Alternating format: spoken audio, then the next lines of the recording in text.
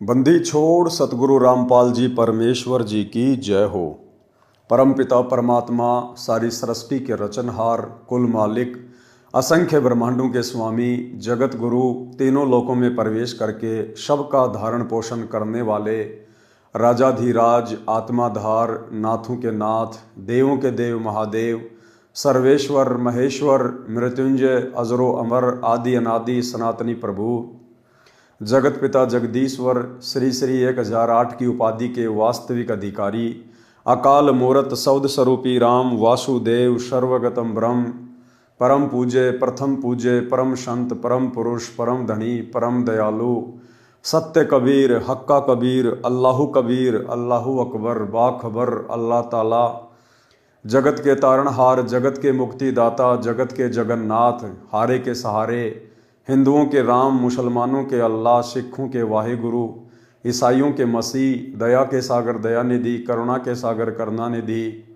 स्वयंभू परिभू, संकट मोचन, कष्ट हरण, मंगल करण, दुख भंजन, अविगत कबीर, निर्विकार निर्विषम परमात्मा, अलय अलेख सतगुरु, आदि अनादि सतगुरु, असली मर्यादा पुरुषोत्तम, असली राम, असली कृष्ण, असली घनश्याम, असली मुरारी, राजाओं के राजा, महाराजाओं के महाराजा, शहंशाहों के शहंशाह, सम्राटों के सम्राट, भगवानों के भगवान, अल्लाहों के अल्लाह, प्रभुओं के प्रभु, मसीहाओं के मसीह, सच्चे वाहिगुरु, बाबाओं के बाबा, पीरों के पीर, सेठों के सेठ, जगत सेठ, सावलसा सेठ, सर्वगुण संपन्न, अनंत कोटि कलाओं के स्वामी, अनंत कोटि ब्रह्मांडों के नायक, योगियों में महायोगी, ध्यानियों में महाध्यानी, सिद्धों में परम सिद्ध, ज्ञानियों में तत्व ज्ञानी, ब्रह्म ज्ञानी, महाज्ञानी, परम ज्ञानी, सर्वश्रेष्ठ ज्ञानी, विज्ञानी, युवा कबीर, समृत कबीर, असमवात, अमित ओजा, सच्चे रहनुमा, करीम अल्लाह, सुभान अल्लाह,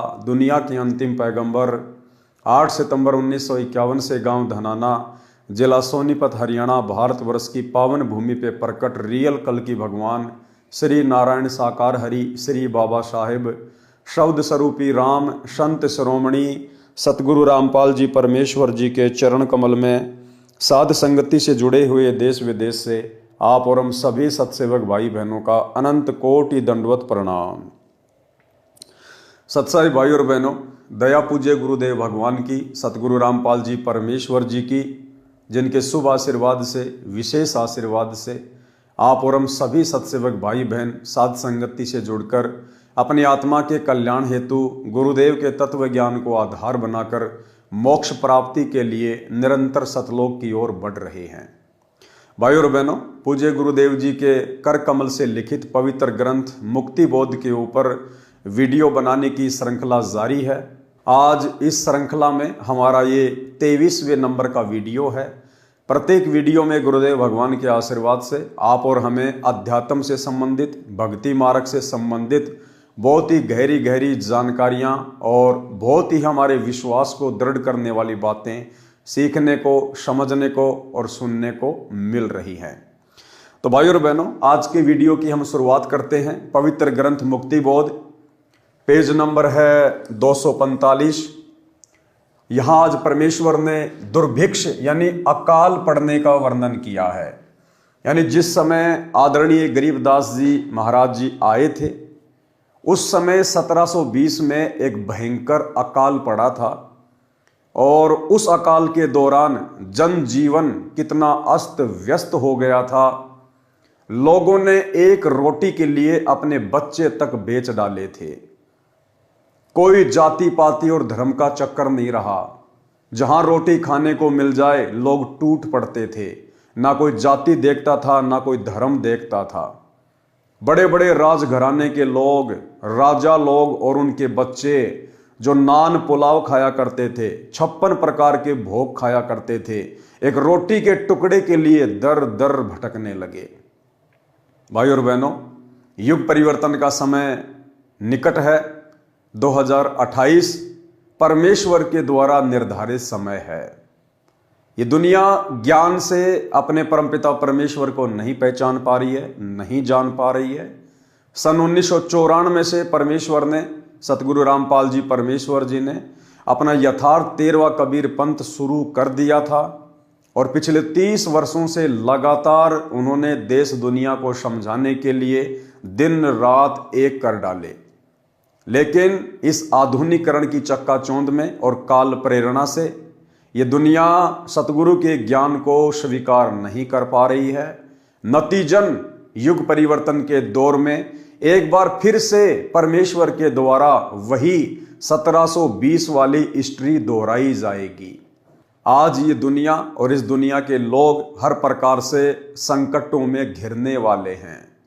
महामारी, युद्ध, महायुद्ध, अनेकों प्रकार से बाढ़, भूकंप, अतिवृष्टि, अनावृष्टि, ओलावृष्टि, जगह जगह पे आग लग जाना, भूकंप आ जाना, कई प्रकार से ये प्रकृति इंसान के जीवन को अस्त व्यस्त करेगी। और उस समय भी इस इंसान को परमेश्वर की ही शरण लेनी पड़ेगी। यदि अपने और अपने परिवार का बचाव चाहेंगे तो दूसरा धरती पर कोई रास्ता नहीं होगा। तो 1720 में किस प्रकार से दुर्भिक्ष पड़ा, अकाल पड़ा, उसका वर्णन परमेश्वर हमें पहले ही सचेत करने के लिए बता रहे हैं। दुर्भिक्ष अकाल का प्रकरण, पारक के अंक की वाणी नंबर 207 से 227। गरीब बीसे में बिसरे नहीं, लागी जोर कसीस, खंड बिहंडा हो गए देखो कोम 36। गरीब बीसे में बिसरे नहीं, बीसे का मतलब गुरुदेव ने बताया 2020। अब भाइयों और बहनों, ये परमेश्वर को पहचानने के संकेत हैं। ये भाषा, ये लफ्ज, ये कौन यूज कर सकता है? ये सांकेतिक हैं, कोड वर्ड में है। आपको गूगल में कहीं नहीं मिलेगा कि बीसे का मतलब 2020 होता है। आपको डिक्शनरी में कहीं नहीं मिलेगा कि बीसे का मतलब 2020 होता है। तो बीसे का मतलब 2020 किसने बताया? सतगुरु रामपाल जी परमेश्वर जी ने बताया। गरीबदास जी ने तो केवल लिख दिया, उसका अनुवाद नहीं किया। अब अनुवाद कौन कर सकता है? समर्थ कर सकता है। तो क्या कह रहे हैं गुरुदेव? गरीब बीसे में बिसरे नहीं, लागी जोर कसीस, खंड बिहंडा हो गए देखो कोम 36। कोम 36 जाति बिरादरियां सब खंड बिहंड हो गए। गरीब शहजादे मांगत फिरे, दिल्ली के उमराव, एक रोटी पाई नहीं जो खाते नान पुलाव। उस अकाल के दौरान वो शहजादे, राजा महाराजाओं के लड़के जो 56 प्रकार के भोजन किया करते थे, नान पुलाव खाया करते थे, कहते हैं एक रोटी के टुकड़े के लिए दर दर भटक रहे थे। ऐसी स्थिति मात्र परमेश्वर ने 1 वर्ष में पैदा कर दी इंसान के दिमाग को ठिकाने लाने के लिए। गरीब शहजादे मांगत फिरे, दिल्ली के उमराव, एक रोटी पाई नहीं खाते नान पुलाव। गरीब गंगा जमुना पार को चली दुनी सब डोल, रोटी साटे बिक गए लड़के बालक मोल। गंगा जमुना को भी लोग पार करके एक रोटी के चक्कर में चले गए। चली दुनी सब डोल, दुनिया यानी दुनिया डोलमोल हो गई, और रोटी साटे बिक गए लड़के बालक मोल। एक रोटी के लिए लोगों ने अपने बच्चे तक बेच दिए। गरीब इसते आगे क्या कहूं, बीती बहुत बिताड़, बासमती भोजन कर जिन पाया नहीं पवाड़। परमात्मा कहते हैं इससे ज्यादा उस समय की स्थिति को और मैं क्या बयान करूं। इसते आगे क्या कहूं, बीती बहुत बिताड़, और बासमती भोजन करें जिन पाया नहीं पवाड़। जो लोग बासमती चावल को बना के खाया करते थे, यानी अच्छा अच्छा भोजन खाया करते थे, उनको एक घास होती है पवाड़, गधा भी उसको मजबूरी में खाता है। गधा भी, इंसानों ने वो पवाड़ घास भी नहीं छोड़ी, उसको भी खा गए अपनी जान बचाने के लिए। गरीब इसते आगे क्या कहूं, बीती बहुत बिताड़, बासमती भोजन कर जिन पाया नहीं पवाड़। गरीब खर पवाड़ नहीं खाते हैं, मनुष्य खाया तोड़, सांगर टीट और भाकड़ी लेने वृक्ष जड़ोड़। गरीब खर पवाड़ नहीं खाते हैं, मनुष्यों खाया तोड़। खर यानी गधा, गधा भी उस पवाड़ घास को नहीं खाता है। लेकिन उस समय अकाल के दौरान अपनी जान बचाने के लिए इंसानों ने तोड़ तोड़ के खा ली। सांगर, टीट और भाकड़ी, सांगर लगते हैं जैसे जांडी का जो पेड़ होता है ना, राजस्थान में जैसे जांडी होती है, जाटी बोलते हैं, उसके लंबी लंबी लगती हैं। कहते लोगों ने वो भी नहीं छोड़ी। टीट, टीट जो कैर होता है, कैर, उसके लगते हैं गोल गोल टीट, जिनका अचार डाला जाता है, बहुत ज्यादा कड़वे होते हैं। और उन टीटों का कड़वापन दूर करने के लिए, क्योंकि हमारे माता पिता, हमारी दादी, हम बचपन में छोटे छोटे थे तो खुद ही तोड़ तोड़ के लाया करते थे, गांव से बाहर हुआ करते थे कैर। तो पहले तो उनका कड़वापन समाप्त किया जाता था, और उनका कड़वापन समाप्त करने के लिए उनको एक मटके में डालकर ऊपर से छाछ से भर दिया करते थे, छाछ से, लस्सी से, और 10-15 दिन में सड़ सड़ के फिर उनका कड़वापन ठीक ठाक होता था। फिर निकाल के उनको धोते थे, अच्छी प्रकार से साफ करते थे पानी से। उसके बाद फिर उनको तेल वगैरह में डाल के गर्म करके फिर उनका अचार बनाया जाता था, जो रोटी के साथ में कभी कभार थोड़ा बहुत खाया जाता था। लोगों ने अचार डालना तो दूर, साफ करना तो दूर, उसको छाछ में डाल के कड़वापन दूर करना तो बहुत आगे की बात है। लोगों ने कैर के पेड़ से कच्चे तोड़ तोड़ के वो टीट खा लिए, जो आदमी एक भी नहीं खा सकता, एक भी। अगर एक भी खा लेगा तो मुंह का पूरा जायका खराब हो जाएगा, इतना कड़वापन आता है उन टीटों में। और लोगों ने उस समय अपनी जान बचाने के लिए वो टीट भी तोड़ तोड़ के खा लिए कैर के पेड़ से। सांगर, टीट और भाकड़ी, भाकड़ी एक प्रकार की घास होती है जिसके ऊपर कांटे से होते हैं, गोल गोल चने के दाने के जैसे। जब हम छोटे छोटे थे तो भैंस वगैरह, बकरी वगैरह चराने के लिए गांव से बाहर जाया करते थे, तो कई बार नंगे पैर होते थे तो वो कांटे, उस भाकड़ी घास के कांटे हमारे पैरों में चुभ जाया करते थे। तो लोगों ने वो भाकड़ी जो घास आती है कांटेदार, उसको भी नहीं छोड़ा उस अकाल के दौरान। सांगर, टीट और भाकड़ी लीने वृक्ष जरोड़, पेड़ों के जो पत्ते हैं उनको भी जरोड़ जरोड़ के, तोड़ तोड़ के लोगों ने वो भी खा लिए, वो भी नहीं छोड़े। ऐसा दुर्भिक्ष पड़ा था। गरीब खर पवाड़ नहीं खाते हैं, मुनशो खाया तोड़, सांगर, टीट और भाकड़ी लीने वृक्ष जरोड़। गरीब कड़ा कुहिंद्रा खा गए, झड़ा जोजरू झाड़, इसते आगे क्या कहूं रही न बोदी बाड़। परमात्मा कहते हैं कड़ा कुहिंद्रा खा गए, जिनको ये बकरियां खाया करती हैं, बकरियां, छोटे छोटे जो झोजड़े होते हैं, लोगों ने उनको भी नहीं छोड़ा। झड़ा जोजरू झाड़, और इसते आगे क्या कहूं रही न बोदी बाड़।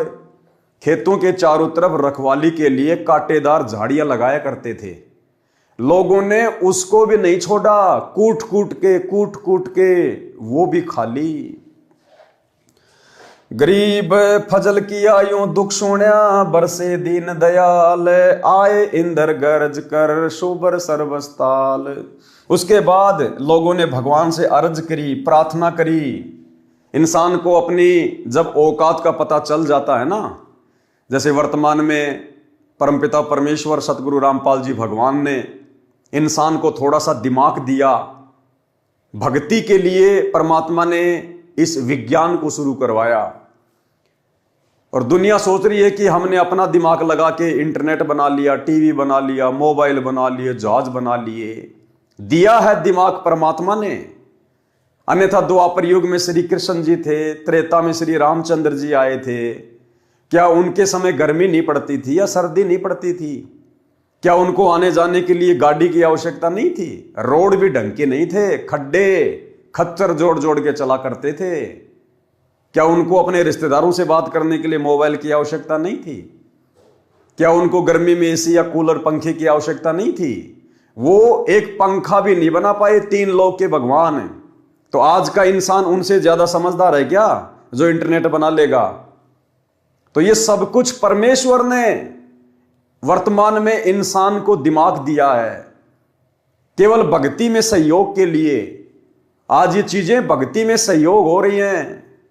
दास एक जगह से वीडियो बना रहा है, आप सभी भगत भाई बहन लाइव देख रहे हैं घर में बैठे बैठे अपने अपने मोबाइल में इंटरनेट के माध्यम से। एक जगह से दूसरी जगह पर जाने के लिए परमेश्वर ने हमें साधन दिए ताकि हमारे समय की बचत हो। पहले लोग पैदल जाया करते थे या बैलगाड़ी में जाया करते थे। 2 दिन का रास्ता महीनों महीनों में पूरा हुआ करता था। आज महीने का रास्ता 2 घंटे में पूरा कर दिया जाता है, बाकी समय परमात्मा की भक्ति। तो परमेश्वर ने भक्ति में सहयोग के लिए इस विज्ञान का सहारा आप और हमें दिया। लेकिन वर्तमान में इंसान आध्यात्म ज्ञान को ना समझकर और विज्ञान को ही सब कुछ मानकर धीरे धीरे अपने पतन की ओर आगे बढ़ रहा है। और यह पतन 2028 युग परिवर्तन के दौर में इस दुनिया को दिखाई देगा।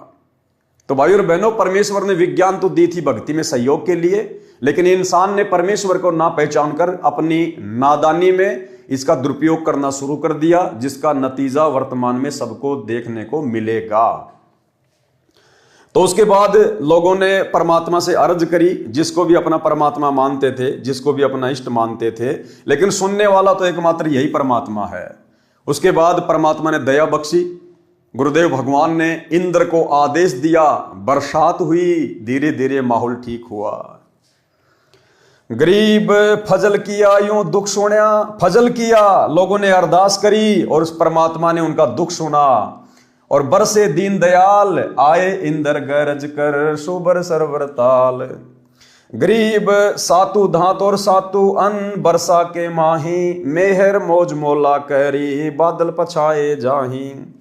गरीब बरसे इंद्र घनघोर कर, उतरया हुक्म हिजूर, खलक मुलक सब आवादान, नाही होत कसूर।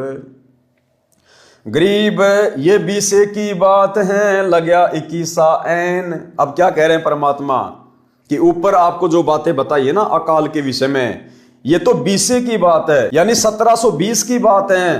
फिर लग्या 21 ऐन, फिर 1721 शुरू हुआ। गरीब ये 20 की बात है, लग्या 21 ऐन, 60 महीना शुभ घड़ी, 7 8 चैन। गरीब 60 बदी बैठे गद्दी, इंद्र मूला दीन, लोकपाल लहरी कला, प्रसन्न देवा तीन। गरीब हुकुम अरस्त उतरया, बरसे हरिजन संत, रांडी कै हांडी चढ़ी, बुढ़िया जामे दंत। गरीब 3 4 और 5 मन, हुआ अन उजाल, भीग्या लग्या 110 महीना, यो खाओ कंगाल। फिर खेतों में बढ़िया अनाज होने लगा, लोग पेट भर भर के खाना खाने लगे। गरीब लांडी बूची लाड करी, संतों के प्रताप, सांगर टीट न पावते, इब खावे मूंग और भात। गरीब लांडी बूची लटकती, रोखियों ऊपर रूह, केस वहां ही खुश रहे, इब ओडत है सू। गरीब आने का 10 शेर अन्न, मेहनतियां कूदे, पिछले दिन नहीं याद हैं, तौबा करके ले। गरीब 1 आने का शेर अन्न, लेते सब मजूर, देखी 10 गुना बद गया, समझी गधेरे सूर। गरीब जुल्हों ऊपर जुल्म था, मर गए डूम डहाल, कातन को पाया नहीं, पर्या जबी साकाल। गरीब सासू साड़ी माए क्या, बापू पीत बिछो, शकल कबीला तज गए, ऐसा व्याप्या द्रोह। परमात्मा कहते हैं उस अकाल के दौरान क्या सासू, क्या साड़ी, क्या माँ, क्या बाप, क्या बेटा, क्या वो परिवार, क्या वो कबीला, सब तितर बितर हो गए। पता नहीं अपनी पेट की भूख शांत करने के लिए कौन कहां कहां भटक रहा था। गरीब ऐसी बीती जगत में, जाने नहीं जिहान, कत्थक चूना लाए कर, अब चाबण लागे पान। कहते हैं संसार में ये काल और ये दुर्गा ऐसे ऐसे तांडव मचाते हैं। गरीब ऐसी बीती जगत में, जाने नहीं जिहान। और वर्तमान में इंसान को थोड़ा बहुत परमात्मा ने सुख क्या दे दिया, उन सब घटनाओं को भूल गया है। इंसान सोचता है वर्तमान में ऐसा नहीं होगा, अकाल तो पहले पड़ा करते थे, भूकंप तो पहले आया करते थे। और कहते हैं अब कत्थक चूना लाए कर, अब चाबण लागे पान। उस समय तो खाने को रोटी नहीं थी और अब बकवाद करने लग गए। फिर अब चूना लगा के, कत्था लगा के और पान खाने लग गई दुनिया, बकवाद करने लग गई, शराब पीने लग गई, मांस खाने लग गई। तो भाई और बहनों, आज ये दुनिया फिर से उसी मुहाने पे खड़ी है। आज फिर से दुनिया ने वही बकवादे करनी शुरू कर दी, परमेश्वर को पहचान नहीं रहे, जान नहीं रहे। तो आने वाले समय में, जो कि बहुत ही थोड़ा समय बच गया है, मुट्ठी भर भी समय नहीं है, मुट्ठी भर का मतलब है 5 उंगलियां हैं ये, इसको कहते हैं मुट्ठी भर। यानी संसार के पास में, दुनिया के पास में 5 वर्ष भी नहीं बचे हैं। 2028 युग परिवर्तन का दौर है, उससे पहले पहले दुनिया को दिन में तारे दिखाई देने लग जाएंगे। गरीब पंडो भारत में बचे, यो राखे जनदास, काल कुचालों में रहे, नहीं खाए खड़घास। परमात्मा कहते हैं जिस समय महाभारत का युद्ध हुआ था, उस समय परमात्मा ने केवल पांडवों की रक्षा की थी, क्योंकि पांडव एक प्रकार से उस समय धर्म के पाले में थे। हालांकि जिस स्तर पर वो थे उसको धर्म नहीं कहा जा सकता, क्योंकि लड़ तो वो भी राज के लिए रहे थे, तो वो कोई धार्मिक लड़ाई थोड़ी थी। लेकिन कौरवों की तुलना में पांडव परमेश्वर की विशेष आत्मा थी, इसलिए परमात्मा ने महाभारत के युद्ध में उस समय पांडवों की रक्षा की। उस समय भी ऐसी हालातें पैदा हो गई थी, पांडवों को वनवास दे दिया गया था 12 वर्ष का। तो कहते हैं पांडवों के सामने ऐसी परिस्थिति पैदा नहीं हुई कि उनको घास खा खा के अपना टाइम पास करना पड़े। परमात्मा ने उनके लिए हर जगह भोजन की व्यवस्था की। किसके लिए? अपनी विशेष आत्माओं के लिए। अब भाई और बहनों, गुरुदेव ने एक सत्संग में बताया कि विशेष आत्मा क्या होती है और कैसे परमात्मा अपनी विशेष आत्माओं की आपत्तियों के समय सहायता करता है। गुरुदेव ने बताया जैसे एक पिता के 4 संतान हैं और 3 हैं वो नालायक हैं, पिता की आज्ञा का पालन नहीं करते, सारे उल्टे काम करते हैं, और एक है वो पिता की आज्ञा में चलता है। तो जब कोई विशेष संकट आएगा तो उस पिता का ध्यान अपने उस आज्ञाकारी बच्चे के ऊपर जाएगा। वो 3 जो नालायक हैं उनके ऊपर पिता विशेष ध्यान नहीं देगा, उनको अपना कर्म ही भोगना पड़ेगा। महाभारत कितना भयंकर युद्ध हुआ, उसमें पांडवों की रक्षा बनी और सब दुनिया मर गई। ऐसे ही परमात्मा ऐसी आपत्तियों में कबीर परमेश्वर के बच्चों को, कबीर परमेश्वर की जो विशेष आत्माओं को, विशेष कौन सी होती हैं, जैसे वैसे तो हम कबीर जी के सभी बच्चे हैं, सभी उसी की आत्मा है। कीड़ी, हाथी, कुंदर, राजा, रंग, महादेव, ब्रह्मा, विष्णु, महेश और हम। विशेष आत्मा वो हैं जो उनकी आज्ञा का पालन करके उनके अनुसार चल रहे हैं। जैसे एक पिता की 5-6 बेटे हैं और 2 पुत्र उसकी आज्ञा का पालन ना करके बकवाद करते हैं, कि तो चोरी करते हैं, कि तो लठ बजाते हैं, कोई झगड़ा करते हैं, तो वो विशेष आत्मा उसके बच्चे नहीं हैं। आत्मा में दुख तो होता है लेकिन वो उसकी आज्ञा से बाहर जा करके है, तो उन पर विशेष ध्यान ना दे करके पिता उनकी तरफ विशेष ध्यान देता है जो उसकी मर्यादा में चल रही। और जो दूसरे हैं मर्यादाहीन रहते हैं, उनसे तो पैसे भी छुपा कर रखा कर, कदे रास्ते ये निकाल ना ले जाएं। तो ऐसे ही जो परमेश्वर की प्यारी आत्माएं कभी किसी उसके चरणों में रही हैं, उस क्षेत्र में परमात्मा ने अकाल नहीं गिरने दिया। तो यहाँ उसी के विषय बताते हैं, पंडो भारत में बस। तो आने वाले समय में जब ये आपत्तियां देश और दुनिया में आएंगी, उस समय भाई और बहनों परमात्मा केवल अपनी विशेष आत्माओं के ही साथ रहेंगे, बाकी दुनिया के साथ नहीं रहेंगे। दुनिया के जो जैसा कर्म है वैसा ही उनको फल भोगना पड़ेगा। और वर्तमान में जो सतगुरुदेव भगवान से उपदेश लेकर भक्ति कर रहे हैं, मर्यादा में रह रहे हैं, नेक नीति से अपना कर्म कर रहे हैं, परमेश्वर अपनी इन ही विशेष आत्माओं की उस समय रक्षा करेगा। परमात्मा उनको भूखा नहीं मरने देगा, कहीं से भी उनके लिए परमात्मा अन्न का बंदोबस्त करेगा। और ये तो समर्थ है, धनी है, जगत सेठ है, इस परमेश्वर को तो कुछ भी करने की जरूरत नहीं है, इनके तो संकेतों से सब कुछ होता है। अगर हमारे घर में उस समय 2 दाने होंगे, सुबह मटका भरा हुआ मिलेगा, मटका भरा हुआ। सुनिए गुरुदेव के मुख कमल से। फिर भगवान व्यवस्था करेगा, आपके घर में 2 दाने होंगे, तड़के भरा पाओगा मटका, पिप्पा भरा पाओगा आटे का, इस तरह कर देगा दाता आपके लिए। लेकिन भक्ति करवाने के लिए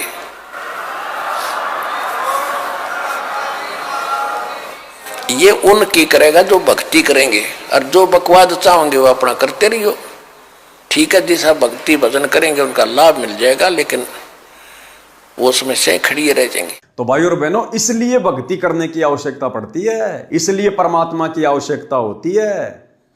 तो आप और हमारा सौभाग्य जो उस महाविनाशकारी समय से पहले गुरुदेव ने हमारी बुद्धि खोली और हमें अपनी पहचान करवाई, क्योंकि हम परमेश्वर की युगों युगों से भक्ति करते हुए आ रहे हैं। और बाकी दुनिया जिनको आभास भी नहीं है कि धरती पर परमेश्वर आ चुके हैं, इनके पिछले जन्मों के संस्कार इतने मजबूत नहीं हैं, इनके हृदय में अभी भक्ति का बीज डला नहीं है। तो भाई और बहनों, ये आदरणीय गरीबदास जी महाराज जी के सदग्रंथ की वाणियां हैं, यानी सतगुरु रामपाल जी भगवान ने ही 350 साल पहले आदरणीय गरीबदास जी की भूमिका निभाई थी, और इन्होंने ही अपने कर कमल से सदग्रंथ साहिब को लिखा था, यानी लिखवाया था।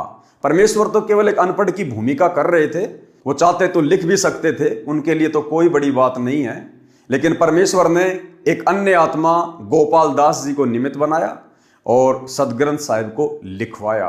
तो भाई और बहनों, इस पवित्र ग्रंथ की वाणियों को पढ़ने मात्र से हम पुण्य के भागी बनते हैं। आगे गुरुदेव ने इन वाणियों का संक्षेप में सरलार्थ किया हुआ है। एक बार पुनः हम इन वाणियों को पढ़ेंगे, क्योंकि ये परमेश्वर के मुख कमल से उच्चारित वाणियां हैं, ये परमेश्वर के हृदय की पुकार हैं, ये परमेश्वर की आत्मा की पुकार है। ये हमें पोसती है, ये हमें पालती है, इससे हम भगत भाई बहन दृढ़ होते हैं, भक्ति मार्ग पर हमारा विश्वास बढ़ता है। गरीब बीसे में बिसरे नहीं, लागी जोर कसीस, खंड बिहंडा हो गए देखो कोम 36। गरीब शहजादे मांगत फिरे दिल्ली के उमराव, एक रोटी पाई नहीं खाते नान पुलाव।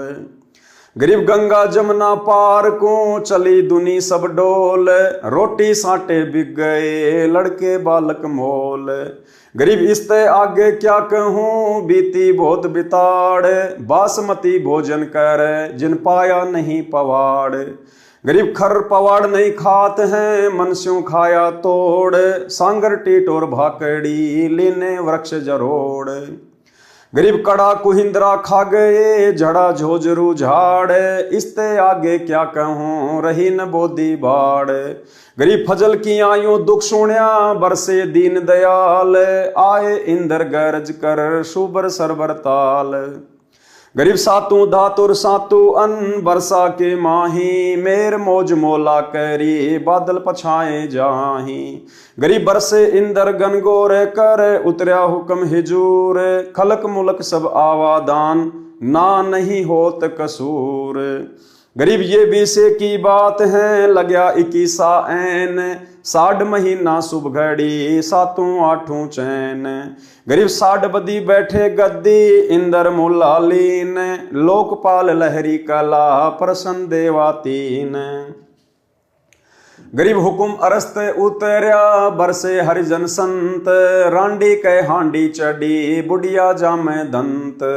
गरीब 3, 4 और 5 मन हुआ अन्न उजाल, भीग्या लग्या 110 महीना यो खाओ कंगाल। गरीब लांडी बूची लाड करी संतों के प्रताप, सांगर टीट न पावते इब खावे मूंग और भात। गरीब लांडी बूची लटकती रुखों ऊपर रू, केस वहाई खुशी रहे इब ओडत है सू। गरीब आने का 10 शेर अन्न मिन्नतियां को दे, पिछले दिन नहीं याद हैं तौबा करके ले। गरीब 1 आने का शेर अन्न लेते सब मजूर, देखी 10 गुना बद गया समझी गदरे सूर। गरीब जुल्हों ऊपर जुल्म था मर गए डूम डहाल, कातण को पाया नहीं पर्या जभी साकाल। गरीब सासू साड़ी माए क्या बापू पूत बिछो है, सकल कबीला तज गए ऐसा व्याप्या द्रोह। गरीब ऐसी बीती जगत में जाने नहीं जिहान, कथुर चुना लाए कर अब चाबन लागे पान। गरीब पंडो भारत में बचे यो राखे जनदास, काल कुचालू में रहे नहीं खाए खड़ घास। सरलार्थ, इन वाणियों में दुर्भिक्ष का वर्णन है। विक्रमी संवत 1720 में अकाल पड़ा था, बारिश नहीं हुई, उस समय नहरें नहीं थी, सिंचाई का एकमात्र साधन वर्षा थी जो हुई नहीं, जिस कारण से अकाल गिरा, जनता भूखी प्यासी मरने लगी। संत गरीबदास जी ने बताया है कि उस दुर्भिक्ष के कारण 36 जाति के व्यक्ति बर्बाद अर्थात नष्ट हो गए। जो जाति विशेष में जन्मे थे, यानी जैसे ब्राह्मण, ठाकुर लोग, राजपूत लोग अपने को सर्वोच्च जाति का मानकर घमंड करते थे, वे जाति बताना भूल गए। अपनी भूख शांत करने के लिए, जान बचाने के लिए ब्राह्मण, ठाकुर, राजपूत चमारों के घर पर रोटी मांगते थे। अपनी जाति वाति बताना सब भूल गए। जो पहले एक दूसरे से इतनी नफरत किया करते थे, अपने आप को सर्वोच्च माना करते थे, अपने को सर्वोच्च जाति का मानकर घमंड करते थे, वे जाति बताना भूल गए। भूख से बेहाल थे, सर्व प्राणी त्राही त्राही कर रहे थे। जो दिल्ली में रहने वाले शहजादे अर्थात राजघराने के व्यक्ति भूख के कारण दर दर भटक कर मांग मांग कर रोटी खा रहे थे। जो दिल्ली के उमराव अर्थात राजवंश के लोग नान पुलाव खाते थे, उस समय रोटी को तरस रहे थे, रोटी को। गंगा दरिया तथा यमुना दरिया की दूसरी ओर लोग भोजन के लिए चले गए, रोटियों के लिए अपने बच्चे भी बेच दिए। और क्या बताऊं, बहुत त्रास भोगी।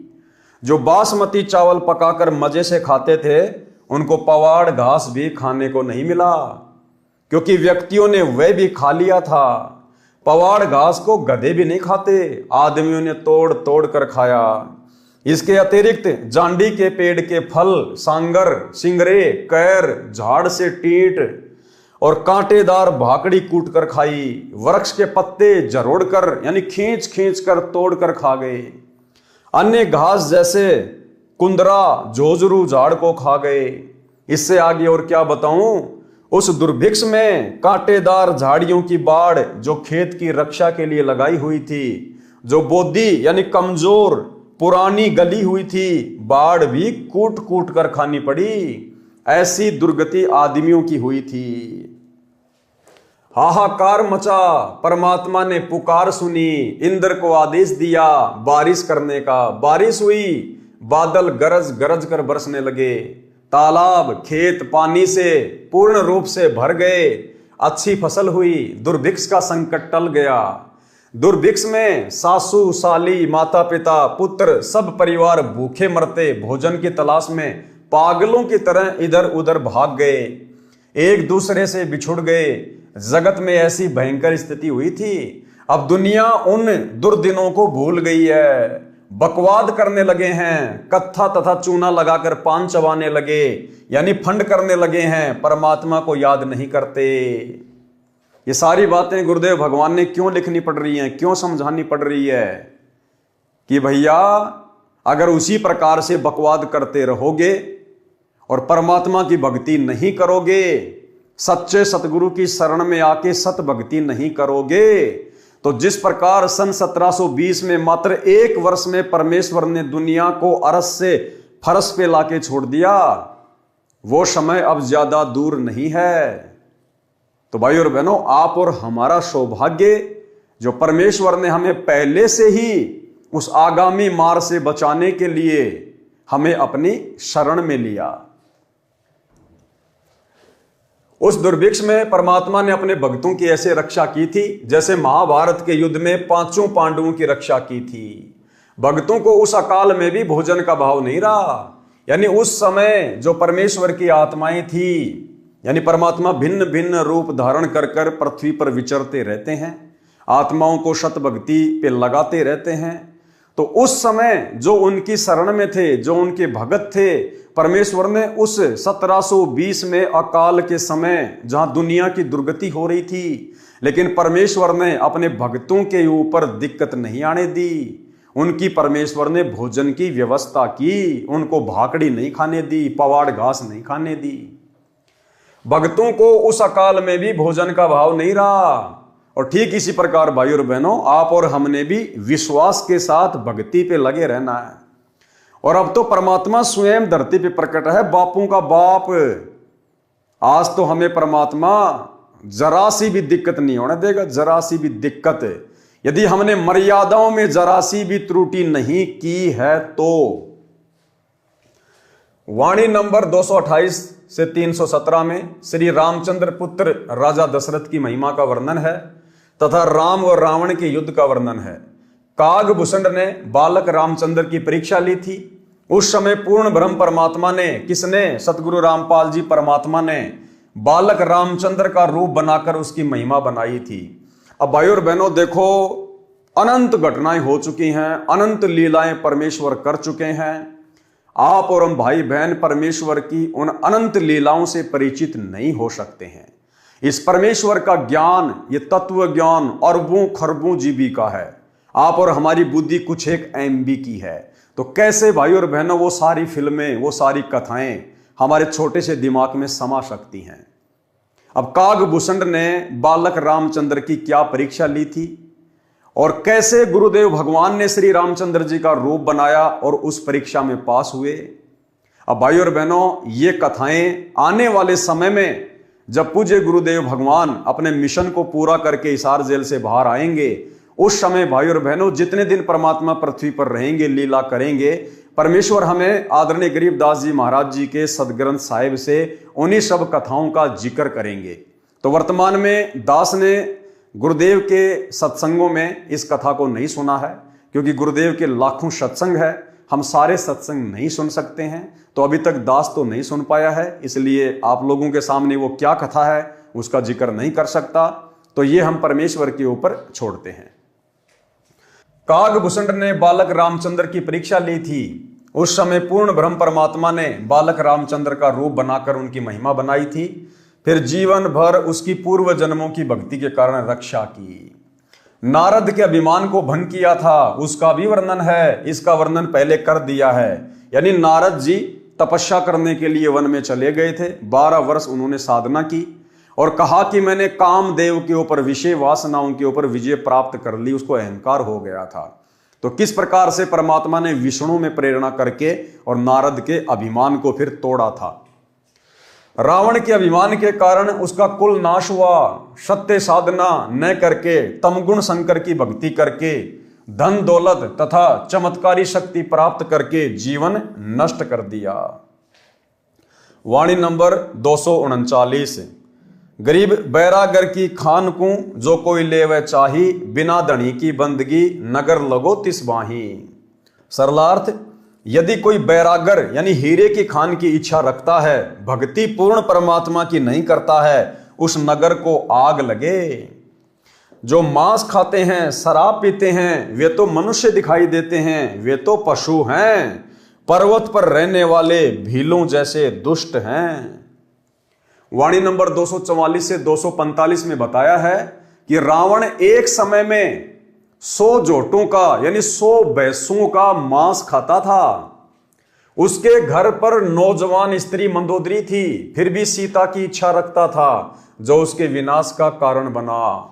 यानी गुरुदेव भगवान आप और हमें शिक्षा देना चाहते हैं कि आपने भूलकर भी शौपन में भी पर स्त्री और पर धन की ओर नजर नहीं रखनी है। जो राखूं त्यो ही रहूं हमरा के चारा, और खाने जाद खरीद हूं गुलाम तुम्हारा। हमने तो अपने गुरुदेव भगवान की रजा में राजी रहना है।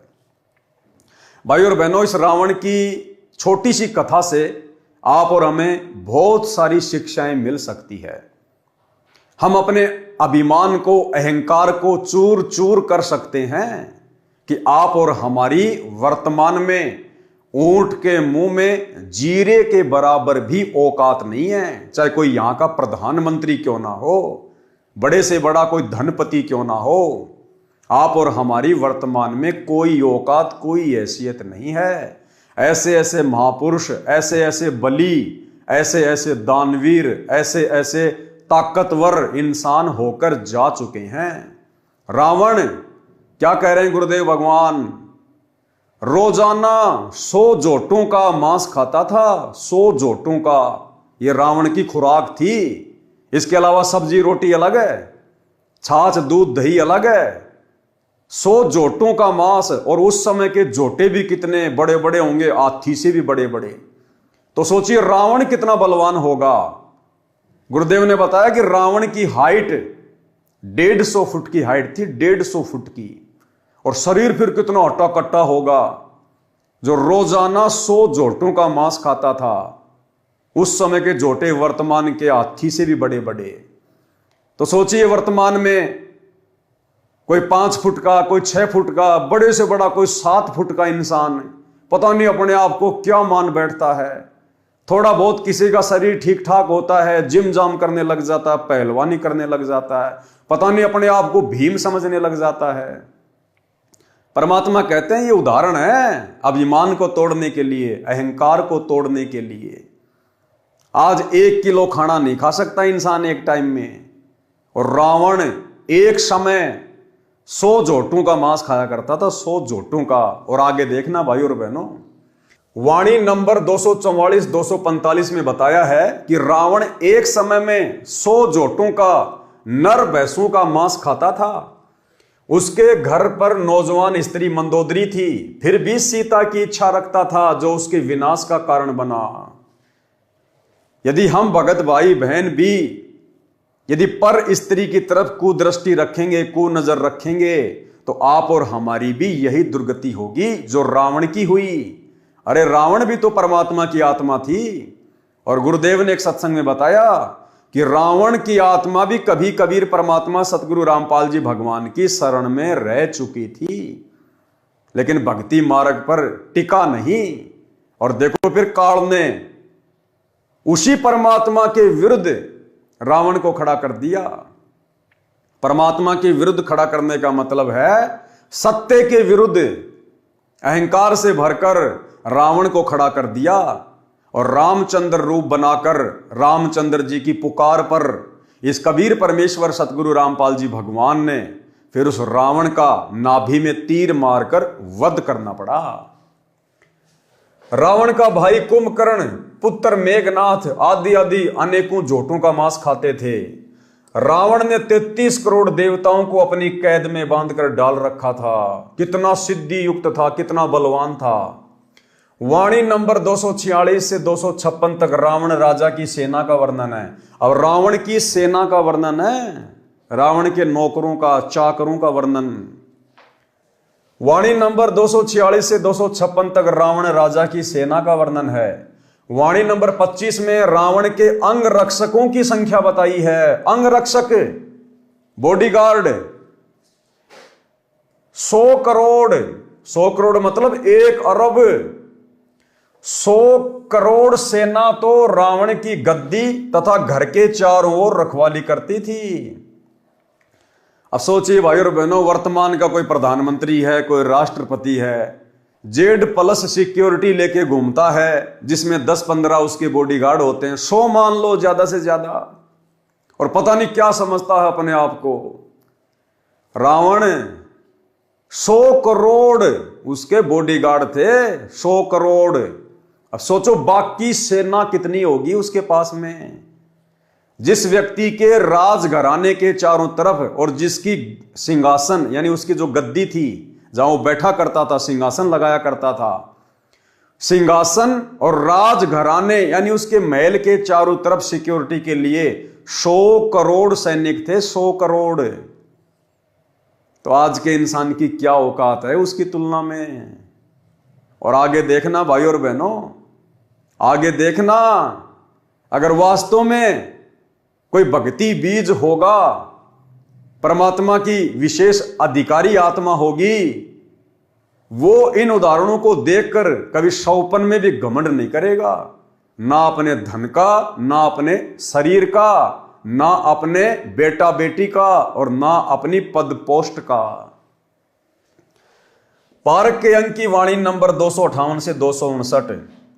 गरीब जो जन चार आकाश में, जहां रावण की सेज, ता रानी नो जो बनी हरदम रहे उमेज। गरीब एक सवामण कंदरप, रज बीरज ढलकंत, नौजोबनी से जब रावण भोग करंत। ये दोनों लाइनें कितनी गहरी हैं। सबसे पहले परमात्मा ऊपर वाली लाइन का सरलार्थ कर रहे हैं। गरीब योजन चार आकाश में, जहां रावण की सेज। सरलार्थ, लंका के राजा रावण के महल की सबसे ऊपर की मंजिल 4 योजन थी। रावण का जो महल था वो 4 योजन ऊंचा था।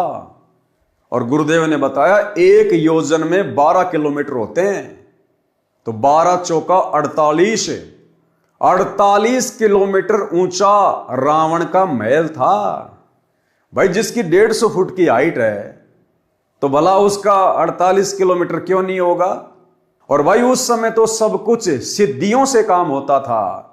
जैसे आजकल बुर्ज खलीफा बना दी लोगों ने दुबई में, 800-900 मीटर ऊंची बिल्डिंग है कि दुनिया की सबसे ऊंची बिल्डिंग। और उसमें जाते कैसे हैं? लिफ्ट लगा के। ऐसे ही रावण अपनी 48 किलोमीटर ऊंची बिल्डिंग में सिद्धि शक्ति से उड़ के जाया करता था, उड़ के जाया करते थे। तो बताओ भाई और बहनों, वर्तमान के इंजीनियर तो कहीं भी नहीं टिकते। ऐसे ऐसे इंजीनियर हो चुके हैं इस धरती के ऊपर। आज 1 किलोमीटर ऊंची बिल्डिंग बना दी बुर्ज खलीफा। पता नहीं अपने आप को इंसान क्या समझने लग रहा, हमने क्या बना लिया। रावण जैसे 48 किलोमीटर ऊंचे महल बना के चले गए, आज उनका नामो निशान भी नहीं है। तो क्या औकात है आज के इंसान की? किस बात पे घमंड करेगा आज का इंसान? लंका के राजा रावण के महल की सबसे ऊपर की मंजिल 4 योजन, 1 योजन 12 किलोमीटर का होता है, इतनी ऊंची थी। और आजकल कोई भगत भाई बहन अगर 2 मंजिल बना लेता है, 3 मंजिल बना लेता है, फूला नहीं समाता। रात को सपने भी आते हैं, किराएदार आ गया, 12,000 महीने के दे रहा है, बढ़िया रसोई का काम चल रहा है। परमात्मा कहते हैं घर तो 3.5 हाथ गणा तो पूर्ण 4, और इससे अधिक जो चाहता उसको नहीं विचार। साईं इतना दीजिए जिसमें कुटुंब समाओ, हम भी भूखे ना रहे साधु ना भूखा जाए। हम भगत भाई बहनों ने केवल अपनी भक्ति को सफल करने के लिए, और जितनी वस्तुओं की हमें आवश्यकता है कम से कम, केवल हमने उतनी ही वस्तुओं का संग्रह करना है। और बार बार हमने गुरुदेव भगवान से डिमांड नहीं करनी, अर्ज नहीं करनी, प्रार्थना नहीं करनी। बारंबार गुरुदेव से प्रार्थना करना भी काल का भयंकर जाल है। यदि आप सांसारिक वस्तुओं के लिए, भौतिक वस्तुओं के लिए, बेटा बेटी की पढ़ाई के लिए, नौकरी के लिए, इंटरव्यू के लिए, मकान बनाने के लिए, यदि आप बारंबार गुरुदेव भगवान से अर्ज करते हैं, प्रार्थना करते हैं, तो भाई और बहनों परमात्मा ने बताया तुम अपना सत्यानाश कर रहे हो। अगर तुम्हें परमात्मा देगा तो तुम्हारी भक्ति से देगा, तेल तो तिलों से निकलेगा। मांग लो ये तो दे देगा, दाता है, दाता एक राम भिखारी सारी दुनिया। लेकिन तुम्हें देगा तुम्हारी भक्ति के प्रतिफल में। अब आप यहाँ आते हो तो कोई तो रोग से दुखी है, कोई कर्जे से दुखी है, कोई अन्य कोई पुत्री के साथ कोई गलत घटना घट रही है, भाई कोई किसी केस से पीड़ित है, कोई किसी कारण से। और जो भी ज्ञान और भक्ति दी जाती है आपकी वहीं नष्ट हो जाती है, क्योंकि आप भक्ति करते हो, फिर 36 आपके ऊपर आपदाएं हैं, उनसे पर अर्जी लगाते हुए भगवान नहीं हो जाते, वो आपकी साथ साथ खत्म होती है। और जो भी ज्ञान और भक्ति दी जाती है आपकी वहीं नष्ट हो जाती है, क्योंकि आप भक्ति करते हो, फिर 36 आपके ऊपर आपदाएं हैं, उनसे पर अर्जी लगाते हुए भगवान नहीं हो जाते, वो आपकी साथ साथ खत्म होती है। और जो भी ज्ञान और भक्ति दी जाती है आपकी वहीं नष्ट हो जाती है, क्योंकि आप भक्ति करते हो, फिर 36 आपके ऊपर आपदाएं हैं, उनसे पर अर्जी लगाते हुए भगवान नहीं हो जाते, वो आपकी साथ साथ खत्म होती है। तो परमात्मा आपको कैसे ठीक करेगा? एक बार किसी के ओठ का चोट लगी, ओठ के, और किसी ने दवाई बता दी कि इसके होठ का हलवा बना के बांध दो। अब थोड़ा सा हलवा बनाया 10-20 ग्राम देसी घी का, उसके ओठ पर रख दिया। ओठ पर रखते वो भीतर कर गया, भूखा था। उसने फिर दरिया, वो फिर खा गया। एक समझदार से ने बताया कि अच्छा बना दो, और पहले इसने भीतर से भरो, जब ओठ पर टटेगा। अंदर से फुल करो इसको, जब टेकने देगा ये ओठ पे। तो पहले ये परमात्मा पहले आपको अंदर से भरेंगे, और जब इस औषधि ने ओठ पे टेकने दोगे आप, जब आप ऊपर निचालन की सोचोगे,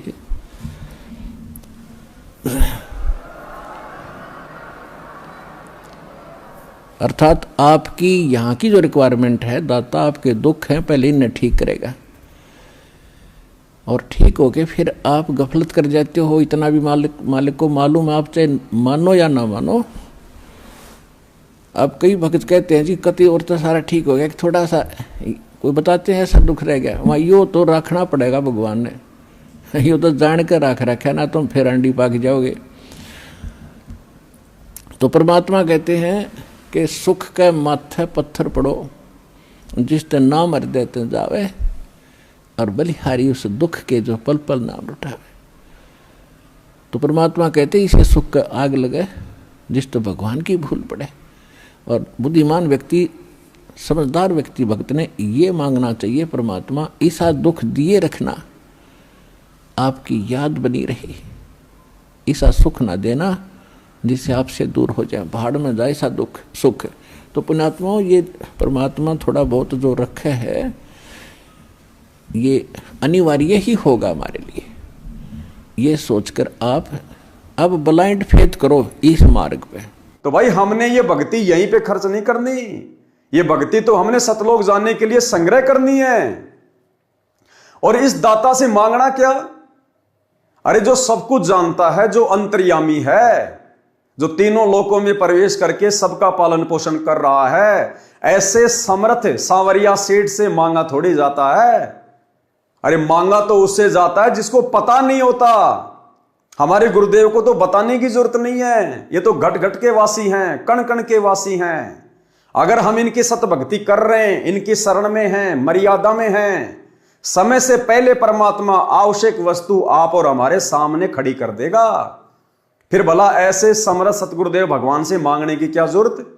और मांगने के लिए परमात्मा ने क्या बताया कि भैया मांगना है तो भक्ति मांगो, भक्ति, मर्यादा मांगो। मांगना भी गुरुदेव ने सिखाया आदरणीय धर्मदास जी के एक शब्द के माध्यम से। भक्ति दान गुरु दीजियो देवन के देवा हो, भक्ति दान गुरु दीजियो देवन के देवा हो। जन्म पाया भूलूं नहीं करहूं पद सेवा हो, जन्म पाया भूलूं नहीं करहूं पद सेवा हो। तीर्थ व्रत मैं नहीं करूं ना मंदिर पूजा हो, तीर्थ व्रत मैं नहीं करूं ना देवल पूजा हो। मनसा वाचा कर मना मोहे और न दूजा हो, मनसा वाचा कर मना मोहे और न दूजा हो।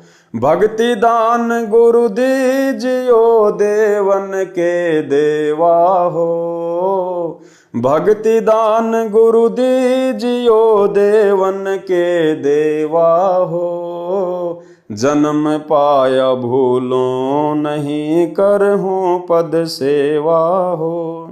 सुख संपत्ति परिवार धन और सुंदर नारी हो, सुख संपत्ति परिवार धन और सुंदर नारी हो। सुपने में इच्छा नहीं करूं गुरु आण तुम्हारी हो, सपने में इच्छा नहीं करूं गुरु आण तुम्हारी हो। भक्ति दान गुरु दीजियो देवन के देवा हो, भक्ति दान गुरु दीजियो देवन के देवा हो। जन्म पाया भूलो नहीं, करहूं पद सेवा हो। अष्ट सिद्धि और नौ निधि बैकुंठ का बासा हो। अष्ट सिद्धि और नौ निधि बैकुंठ का वासा हो। सो मैं तुमसे न मांगता सब थोथरी आशा हो। सो मैं तुमसे न मांगता सब थोथरी आशा हो।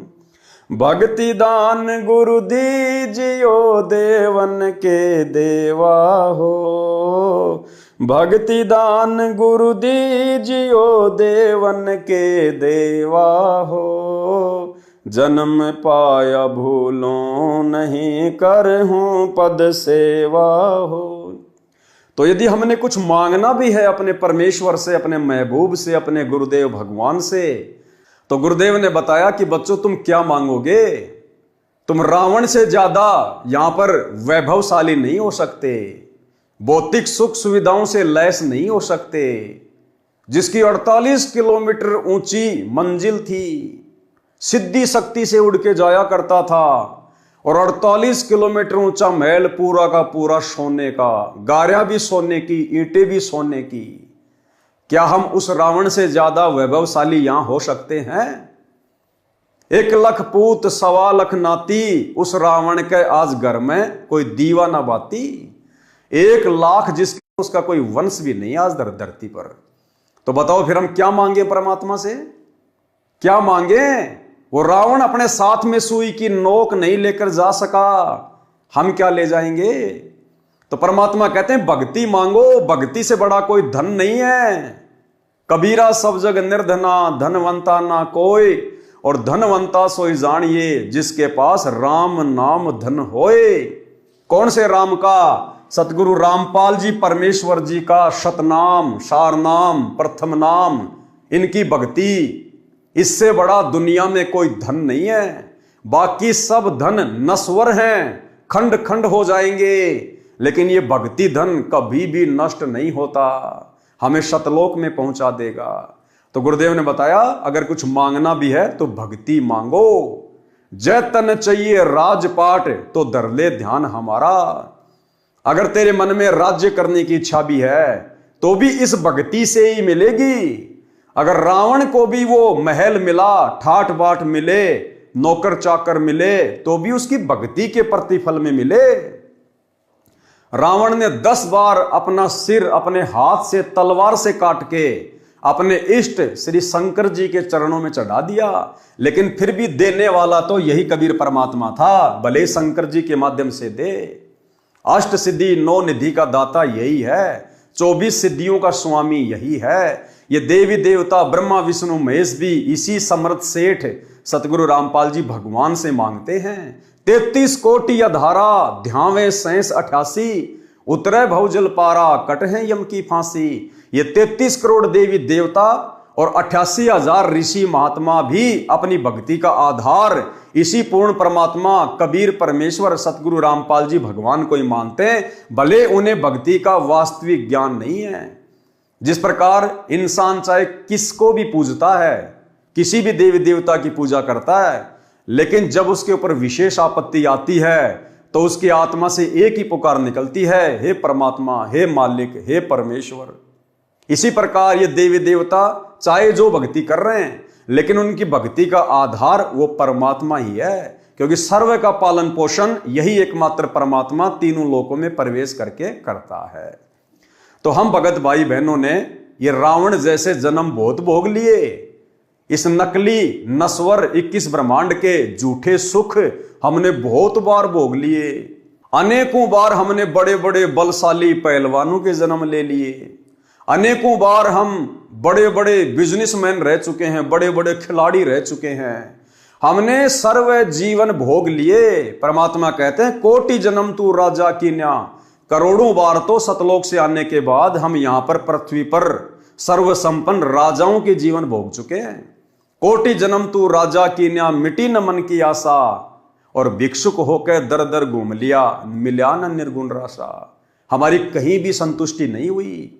इस आत्मा की अभी तक कभी भी तृप्ति नहीं हुई। इस आत्मा की संतुष्टि, इसकी तृप्ति होगी गुरुदेव की भक्ति से, क्योंकि ये भक्ति आत्मा की खुराक है, जो वर्तमान में बड़े सौभाग्य से आप और हमें पूज्य गुरुदेव जी के द्वारा मिल चुकी है। इसलिए अब हमने दुनिया के वैभव को देखकर, सर्व संपन्न लोगों के सर्व सुखों को देखकर अपने मन में किसी भी प्रकार की इच्छा जाहिर नहीं करनी है। परमात्मा यही समझाना चाहते हैं कि अगर तू सफल हो गया ये भक्ति करके, तो यहां के राजा महाराजाओं के सुख तो छोड़ दो, जब तुम सतलोक में चले जाओगे तो परमात्मा कहते हैं, चार मुक्ति जहां चंपी करती माया होरी दासी, दास गरीब अभय पद परसै वो मिले राम अविनाशी। सतलोक में जाने के बाद या ब्रह्मा विष्णु महेश के पास जो चार मुक्ति हैं, काम अर्थ धर्म मोक्ष, कहते हैं ये तो तुम्हारे वहां पैरों की चंपी करेंगी, मालिश करेंगी, इनकी तरफ तो तुम देखोगे भी नहीं। सतलोक में इतने सुख हैं, इतना सर्व संपन्न लोक है वो। जिस प्रकार किसी के घर में 4 व्हीलर हो तो वो बाइक की तरफ तो कभी देखता भी नहीं है। तो इसी प्रकार सतलोक के सुखों की तुलना में यहां की जो चार मुक्तियां हैं, जो ब्रह्मा विष्णु महेश को प्राप्त हैं, ये तो केवल एक मोटरसाइकिल की तरह है।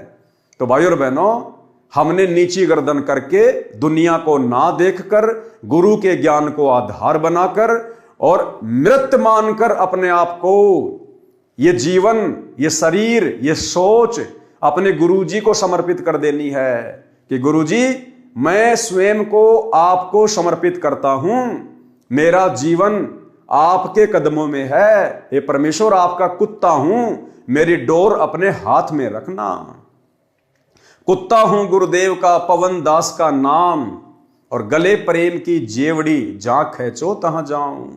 तो करो तो बावड़ूं, दूर दूर करो तो जाऊं, और जो राखूं त्यों ही रहूं, जो देवोगे सो खाऊं। हमने इस भाव से, क्योंकि भाई और बहनों कितनी उम्र है हमारी, आधी से ज्यादा उम्र तो जा चुकी है, 15, 20, 25 साल की हमारी उम्र है। अब बताओ, अब 40 साल में तो हम जगत सेठ बने नहीं, अब 15, 20 साल में क्या जगत सेठ बनेंगे, और बन भी गए तो परमात्मा ने जो पहले जो जगत सेठ बन के जा चुके हैं उनकी दुर्गति बता दी। बताओ फिर क्या मांगे हम परमात्मा से भक्ति के अलावा, मर्यादा के अलावा। सरलार्थ, लंका के राजा रावण के महल की सबसे ऊपर की मंजिल 4 योजन, 1 योजन 12 किलोमीटर का होता है, इतनी ऊंची थी। उसमें रावण नौजवान स्त्री के साथ संभोग करता था। संभोग यानी सेक्स करते समय दोनों स्त्री पुरुष के वीर्यपात होने की मात्रा 1.25 मण, 1 मण में होता है 40 किलो, इतनी होती थी, यानी 50 किलो, यानी आधा क्विंटल होती थी। जब रावण ये बकवादे किया करता था, जबकि वो शादीशुदा था, मंदोदरी उसकी महारानी थी, सुंदर थी, नौजवान थी, इसके बावजूद भी काल प्रेरणा से वो अन्य नौजवान स्त्रियों के साथ में संभोग किया करता था। कहां? अपनी 48 किलोमीटर ऊंची सबसे ऊपर की मंजिल पे जाके, अपनी सिद्धि शक्ति से वहां जाकर वो उन नौजवान औरतों के साथ संभोग किया करता था। और एक बार के संभोग में जो पदार्थ स्त्री और पुरुष के शरीर से बाहर निकलता है, रज और बीरज, गुरुदेव ने बताया 50 किलो, यानी आधा क्विंटल रज और बीरज उस समय स्त्री और पुरुष के शरीर से बाहर निकलता था। भाई और बहनों, यह सामान्य बात नहीं है। आज के इंसान का वजन होता है 50 किलो, आधा क्विंटल तो आज के इंसान का वजन रह गया। और रावण जब एक बार संभोग करता था तो 50 किलो वो पदार्थ अपने शरीर से बाहर निकाल दिया करता था। तो क्या औकात है आज के इंसान की, भले वो प्रधानमंत्री है, राष्ट्रपति है, रावण के एक समय के वीर्य के बराबर आज के इंसान का वजन है। क्या औकात है, किस बात का घमंड करें, किस बात का अहंकार करें। 150 फीट जिसकी हाइट। भाई और बहनों, अगर आपको देसी भाषा में समझाएं, सरल भाषा में, इस अहंकार को तोड़ने के लिए, तो आज इस पृथ्वी पर जो सबसे लंबे से लंबा कोई इंसान है, होगा कोई 8 फीट का, 9 फीट का, या बड़े से बड़ा हो सकता कोई 10 फीट का इंसान हो आज इस धरती पर। भाई और बहनों, 10 फीट लंबे तो रावण के गुप्तांग के बाल थे, बाल। अब सोचो भाई और बहनों, विचार करो इन बातों पर अपने अहंकार को तोड़ने के लिए। आज के इंसान की इतनी हाइट नहीं है जितने बड़े रावण के गुप्तांग के बाल थे। अब सोचिए हम किस बात का घमंड करें, हमारी औकात क्या है। इसीलिए परमात्मा हमें बारंबार समझाते हैं, मर्द गर्द में मिल गए रावण से रणधीर, कंस केश चानूर से हिरणाकुश बलबीर। और तेरी क्या बुनियाद है, तू पेंडा पंथ पकड़, गरीब दास हरि भक्ति बिन तेरा खाली रहसी खेत। कि मर्द गर्द में मिल गए रावण जैसे मर्द, कंस जैसे, हिरण्यकश्यप जैसे, वास्तव में जिनको मर्द कह सकते हैं, जो शरीर से भी मर्द थे, बलशाली थे, धन से भी थे। कहते हैं उल्टे काम कर करके आज उनका धरती पर खोज भी नहीं है। और उनकी तुलना में तुम इस कलयुग के छोटे छोटे जीव, यानी भाई और बहनों, अगर रावण से हम वर्तमान में अपनी तुलना करें तो हाइट के मामले में जैसे हमारे सामने धरती पर मेंढक होता है, हम केवल इतने हैं, इतने। तो किस बात का घमंड करें, किस बात का अहंकार करें। अगर किसी के पास ज्यादा संपत्ति है, कोई बहुत बड़ा नौकरी वाला है, जिसके पास बड़ा सा मकान है, कोई फार्म हाउस है, 2-4 प्लाट हैं, तो परमात्मा कहते हैं रावण से कंपैरिजन कर लिया करो कि तुम्हारे जैसे कितने चले गए। 100 करोड़ तो जिसके बॉडीगार्ड थे, बॉडीगार्ड। 48 किलोमीटर ऊंचा जिसका महल था, वो भी सोने का। भाई और बहनों, हम कहीं नहीं टिकते, कहीं भी। इसलिए परमात्मा से वर्तमान में यदि हमें कुछ मांगना है तो भक्ति, जो भक्ति रावण के पास नहीं थी, जिस धन के अभाव में रावण मर गया, जिस धन को रावण भी प्राप्त नहीं कर पाया, आज हम वो अनमोल वस्तु प्राप्त कर सकते हैं।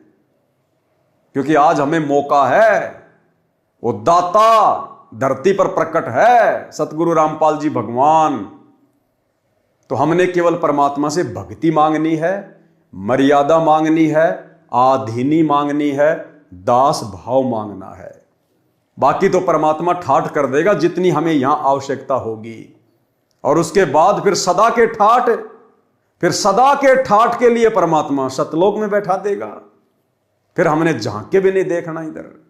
तो भाई और बहनों, इस प्रकार से हमने अपनी औकात में, अपनी हैसियत में रह के और अपने गुरु को सर्वे सर्वा मानकर, सब कुछ मानकर हमने भक्ति करनी है।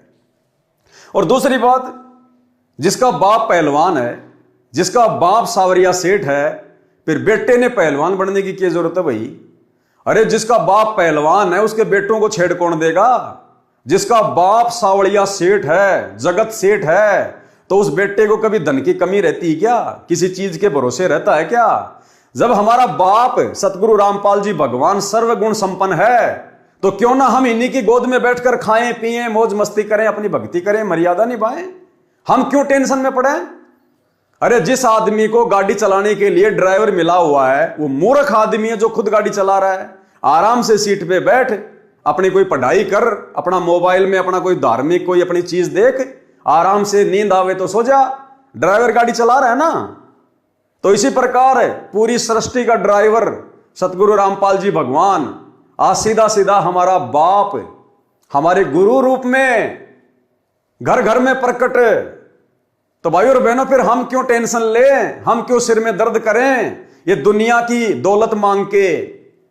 इसलिए हमने तो अपने गुरुदेव के चरणों में दास भाव से बैठे रहना है। परमात्मा यहां के भी सर्व सुखों को प्राप्त करवा देगा जो आवश्यक होंगे, भक्ति में बाधक नहीं होंगे। लंका के राजा रावण के महल की सबसे ऊपर की मंजिल 4 योजन यानी 1 योजन 12 किलोमीटर का होता है, इतनी ऊंची थी। उसमें रावण नौजवान स्त्री के साथ संभोग करता था। संभोग यानी सेक्स करते समय दोनों स्त्री पुरुष के वीर्यपात होने की मात्रा 1.25 मण, 1 मण में 40 किलोग्राम होता है, इतनी होती थी, यानी 50 किलोग्राम, आधा क्विंटल होती थी। वाणी नंबर 260 से 317 तक। और भाई और बहनों, परमात्मा ने फिर एक सत्संग में बताया कि जो कुंभकर्ण था, कुंभकर्ण रावण का भाई, वो तो रावण से भी कई गुना ऊंची हाइट का था, कई गुना ऊंची हाइट का। और रावण का भाई कुंभकर्ण ब्रेकफास्ट में यानी नाश्ते में 100 जोटू का मांस खाता था। रावण तो भोजन करते समय 100 जोटू का मांस खाता था और कुंभकर्ण केवल नाश्ते में ब्रेकफास्ट में ही 100 जोटू का मांस खाता था और 100 मट के दारू के। अब सोचो वो कुंभकर्ण जो भोजन करता होगा दोपहर का या रात का, उस समय क्या खाता होगा। और उस कुंभकर्ण को नींद से उठाने के लिए परमात्मा ने बताया 12,000 बलशाली योद्धा, यानी उस समय 100 फुट की हाइट थी, 12,000 सैनिक 100 फुट के उसको उठाने के लिए उसके जो है मुगदर मारा करते थे, चोट मारते थे उसके भयंकर भयंकर। और कहते हैं कुंभकर्ण की नाक में, एक साइड का जो नाक है ना, जैसे 2 छेद है नाक में, एक साइड के नाक के छेद में 2 हाथी आ जाते थे, इतना चौड़ा उसका एक साइड का नाक का छेद था। तो सोचो भाई और बहनों वो कुंभकर्ण क्या होगा। फिर हम लोग किस बात पे घमंड करें, कोई 6 फुट का, कोई 6.5 फुट का, थोड़ा बहुत को डोले सोले बना के जिम जाम जाके शरीर को तोड़ के पता नहीं अपने आप को क्या समझ बैठता है। उस कुंभकर्ण की तुलना में वर्तमान का 10 फुट का आदमी मच्छर के बराबर भी नहीं है, मच्छर के बराबर भी। भाई और बहनों इससे बड़ा उदाहरण इस भक्ति मार्ग पर अहंकार को नष्ट करने का दूसरा नहीं हो सकता। अगर हम चेतना में हैं तो, अगर हमारे अंदर गुरुदेव के ज्ञान की ज्योत सही प्रकार से जल चुकी है तो इस रोशनी में हम भली भांति अपनी औकात को देख सकते हैं। वाणी नंबर 260 से 317 तक राम तथा रावण के बीच हुए युद्ध का वर्णन है। हनुमान जी जैसे महाबलियों ने क्या क्या उपकार व उपद्रव करके युद्ध जीता। लक्ष्मण की जीवन रक्षा सरजीवन जड़ी औषधि का पौधा होता है उससे हुई। यह रामायण का अंश है। यह अमृतवाणी संत गरीबदास जी के श्री मुख से बोली गई है, इसलिए इसके पढ़ने से आत्मा का पाप धुलता है, ज्ञान विशेष नहीं है।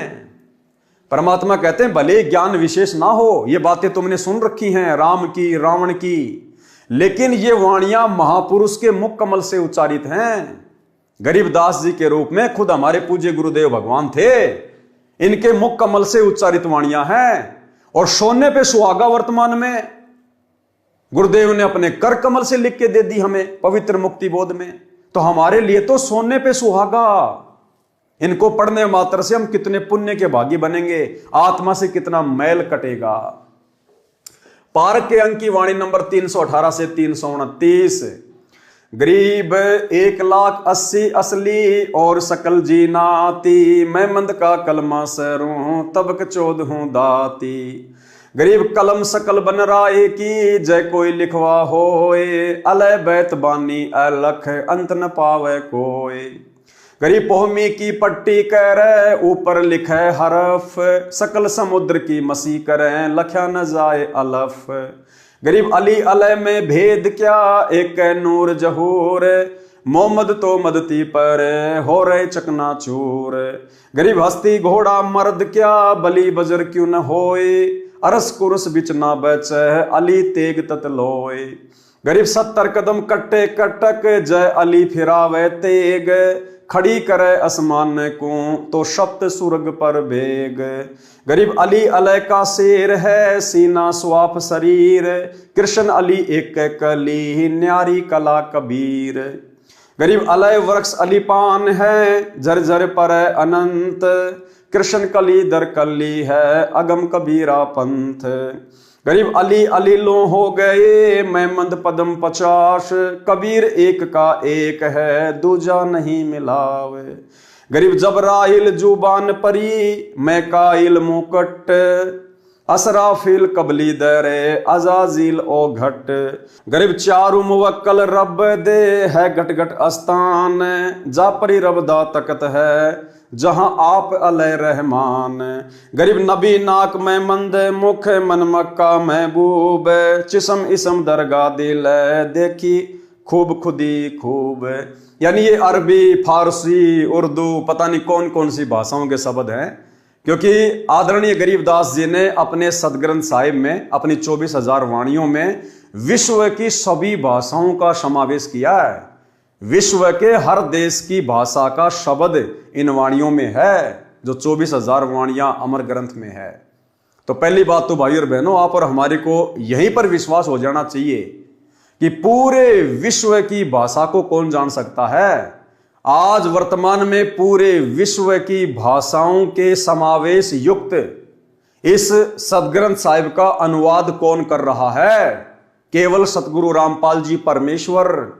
तो पूरे विश्व की भाषा कौन जान सकता है? केवल परमेश्वर। तो सतगुरु रामपाल जी स्वयं खुदा हैं, अल्लाह हैं, परमेश्वर हैं। अन्यथा 300 साल हो गई गरीबदास जी को ये वाणियां लिखे हुए, आज तक कोई गरीबदास पंथी भी इनका सरलार्थ नहीं कर पाया। केवल पाठ पाठ करते हैं, जैसी वाणियां हैं वैसा ही बोलते रहते हैं, लेकिन सरलार्थ सन 1994 से सतगुरु रामपाल जी परमेश्वर ने शुरू किया। तो भाइयों और बहनों, ये विश्व की बहुत सारी भाषाओं के शब्द हैं, इनको पढ़ने मात्र से हमारे पाप कर्म कटते हैं। अब गुरुदेव ने बताया जैसे रोगी है और डॉक्टर ने उसको औषधि दे दी, उसको मेडिसिन दे दी, टैबलेट दे दी खाने के लिए। अब उस रोगी को नहीं पता, वो तो बेचारा गांव का आदमी, वो तो अनपढ़ आदमी है, उसको नहीं पता ये टैबलेट कौन सी कंपनी की है, क्या क्या इसमें साल्ट हैं, कैसे कैसे ये बनी है, कुछ नहीं पता। उसको चाहे जहर की गोली दे दो, वो तो विश्वास करके खा लेगा कि डॉक्टर दे रहा है। तो इसी प्रकार उस रोगी को नहीं पता है, लेकिन उसके बावजूद भी वो टैबलेट उसके ऊपर काम करेगी, उसके रोग को साफ करेगी। इसी प्रकार ये अमृतवाणी इस भक्ति मार्ग में जन्म मरण के दीर्घ रोग को काटने के लिए आप और हमारे लिए मेडिसिन है।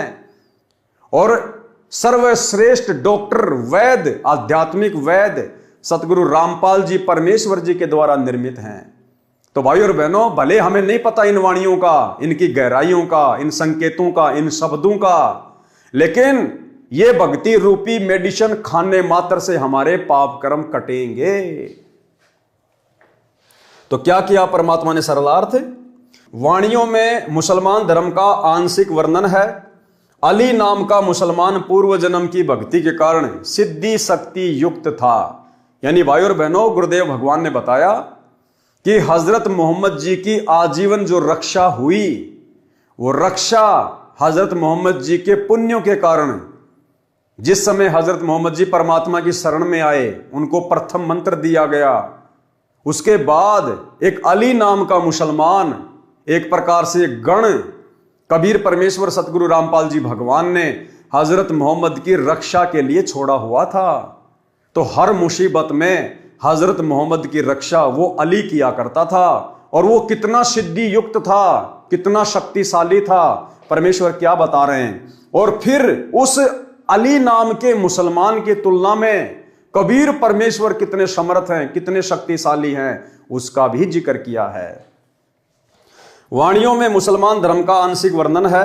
अली नाम का मुसलमान पूर्व जन्म की भक्ति के कारण सिद्धि शक्ति युक्त था। उसने हजरत मोहम्मद जी की विशेष सहायता की थी। अली की शक्ति का वर्णन किया है कि अली परमात्मा का शेर यानी सिंह था। जब वह तेग यानी तलवार से वार करता था तो 70 कदम कटे कटक, यानी 70 कदम तक दुश्मन की सेना कट जाती थी। तलवार को आसमान की ओर खड़ा करता था तो 7 आसमान तक जाती थी। यानी सूक्ष्म रूप में परमात्मा इस प्रकार से अपने बच्चों की इस काल के कहर से रक्षा करता है। अली भी श्री कृष्ण की श्रेणी का शक्तिशाली देवता था। ऐसे ऐसे अली तो असंख्यों जा चुके हैं। श्री कृष्ण 3 करोड़ हो चुके हैं। कबीर परमेश्वर इन सबसे भिन्न है, वे समर्थ हैं। सत्य भक्ति सत्य पुरुष कबीर की किए बिना यह संसार में बनी महिमा व्यर्थ है। जैसे सतगुरु रामपाल जी परमेश्वर जी ने आज आप और हमें जो शत भक्ति दी है, जो शत भक्ति ना तो उस अली नाम के मुसलमान को प्राप्त थी, ना द्वापर में श्री कृष्ण जी को प्राप्त थी, ना त्रेता में श्री रामचंद्र जी को प्राप्त थी। भले ही उनकी कितनी भी महिमा बनी लाखों हजारों वर्षों तक, लेकिन वो महिमा व्यर्थ की, फोकट की। यहां तो हम उनकी महिमा गा रहे हैं और वो ना जाने 84 लाख योनियों में कहां धक्के खा रहे हैं। तो परमेश्वर की शत भक्ति बिना महिमा भी व्यर्थ है। और इस परमेश्वर की शरण में आने के बाद जो महिमा बनती है वो महिमा परमात्मा कहते हैं जब तक सूरज चांद रहेगा सत भक्तों का नाम रहेगा। सत्य भक्ति सत्य पुरुष कबीर की किए बिना ये संसार में बनी महिमा व्यर्थ है। अली जैसे अलीलों हो चुके हैं। अली जिसकी शक्ति के बारे में गुरुदेव ने बताया, परमात्मा कहते हैं ऐसे अली तो अलीलों, शंख पदम अलील खलील जो ये काउंटिंग होती है, कहते हैं ऐसे तो अलीलों जा चुके हैं, अलीलों। अब बताओ आप और हमें पता है? हमें तो इस अली का पता चला अब जो गुरुदेव भगवान ने बताया। मालिक कहते हैं ऐसे अली तो अलीलों होके जा चुके हैं, अलीलों शंख पदम नील करोड़ अरब खरब अलील, इतने होके जा चुके हैं, कोई नामो निशान भी नहीं है उनका। और हजरत मोहम्मद जैसे 50 पदम हो चुके हैं, शंख नील पदम। हजरत मोहम्मद जैसे तो 50 पदम अवतार पैगंबर होके जा चुके हैं। लेकिन कबीर परमेश्वर एक का एक है। इस परमेश्वर की स्थिति में, इसकी शक्ति में कोई बदलाव नहीं आता। कबीर परमात्मा एक का एक है। पारक के अंक की वाणी नंबर 330 से 351। गरीब चिसम इसमें जोरी जरी खेचे दम दुर्बीन, कूरम्ब नाद उदगार गति परसे देवा तीन। गरीब तीहूं देवा दिल में बसे ब्रह्मा विष्णु महेश, प्रथम इनकी बंदना सुन सतगुरु उपदेश। गरीब सुन सतगुरु उपदेश को कहीं समझाऊं तो ही, त्रिकुटी कमल में बैठ कर उल्टी पवन समोए। गरीब उल्टी पवन समोए कर नाभ कमल में आन, नाभ कमल में बैठ कर जावा करो बयान। गरीब वायु धनंजय बस कर जीते पान अपान, किरकल सूदा मिटाए कर सहस कमल मुख ध्यान। गरीब सहस कमल दल जगमग झिलमिल रंग अपार, जहाँ शक्ति माया कला धर्मराय दरबार। गरीब नौदर तो प्रकट है 10वां सुषमण जान, एकादश और द्वादश का बिरले ही को ज्ञान। 11वें द्वार का और 12वें द्वार का तो केवल बिरले को ही पता चलता है, और वर्तमान में वो बिरला शक्ति है सतगुरु रामपाल जी भगवान। इनके बताने के बाद अब पूरे विश्व को पता चल गया। गरीब कैसे पाऊं विधि कहो दीजे मोही बताए, कल कूची मोशों कहो कौन पंथ को रा। गरीब तिलजे है उन्मान्य है बटक बीज विस्तार, त्रिवेणी के घाट चढ़ी देखो मुक्ति द्वार। गरीब दो दल का जहां कमल है जहां वहां ओगट घाट, तिल परवान खिड़की लगी सहजे खुले कपाट। गरीब दो दल का जहां कमल है अगम द्वार बैराट, मकर तार डोरी गहो चली सतगुरु की बाट। गरीब इस तुलदे का भेद कहाँ अब सूक्ष्म कहूं विस्तार, या में भी दर्दवादस हैं कोई न पाया पार। सरलार्थ इन वाणियों में भक्ति मार्ग बताया है, कमलों का वर्णन है।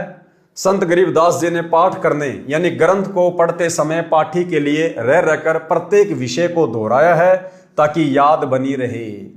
अर्थात श्री ब्रह्मा, श्री विष्णु तथा श्री शंकर जी प्रत्येक मानव स्त्री पुरुष के शरीर के बने कमल दलों में निवास करते हैं। इसलिए प्रथम नाम में इनकी साधना करने को दी जाती है, जो इनकी स्तुति यानी वंदना है, यानी इनकी पूजा नहीं है, केवल स्तुति है। फिर आगे का भक्ति मार्ग सतगुरु जी बताते हैं, वह भी सुनो। तीनों देवा दिल में बसे ब्रह्मा विष्णु महेश, प्रथम इनकी बंदगी फिर सुन सतगुरु उपदेश। यानी सबसे पहले हमें ब्रह्मा विष्णु महेश के ही नाम दिए जाते हैं। भाई और बहनों, ये तो जगत को समझाने की दृष्टि से, जबकि सर्वप्रथम तो इस प्रथम मंत्र में हम अपने पूज्य गुरुदेव भगवान की पूजा करते हैं, इनकी बंदगी करते हैं। प्रथम मंत्र में सबसे पहले और सबसे लास्ट में पूज्य गुरुदेव जी की पूजा का मंत्र है। यही असल में सार शब्द की पूजा है। ये बीच के मंत्र तो परमेश्वर ने शरीर के कमल में बसे हुए इन देवी देवताओं के इसलिए दिए हैं क्योंकि हम इनके अधीन हैं, इनके लोक में रह रहे हैं, इनका हमारे ऊपर कर्जा हो चुका है।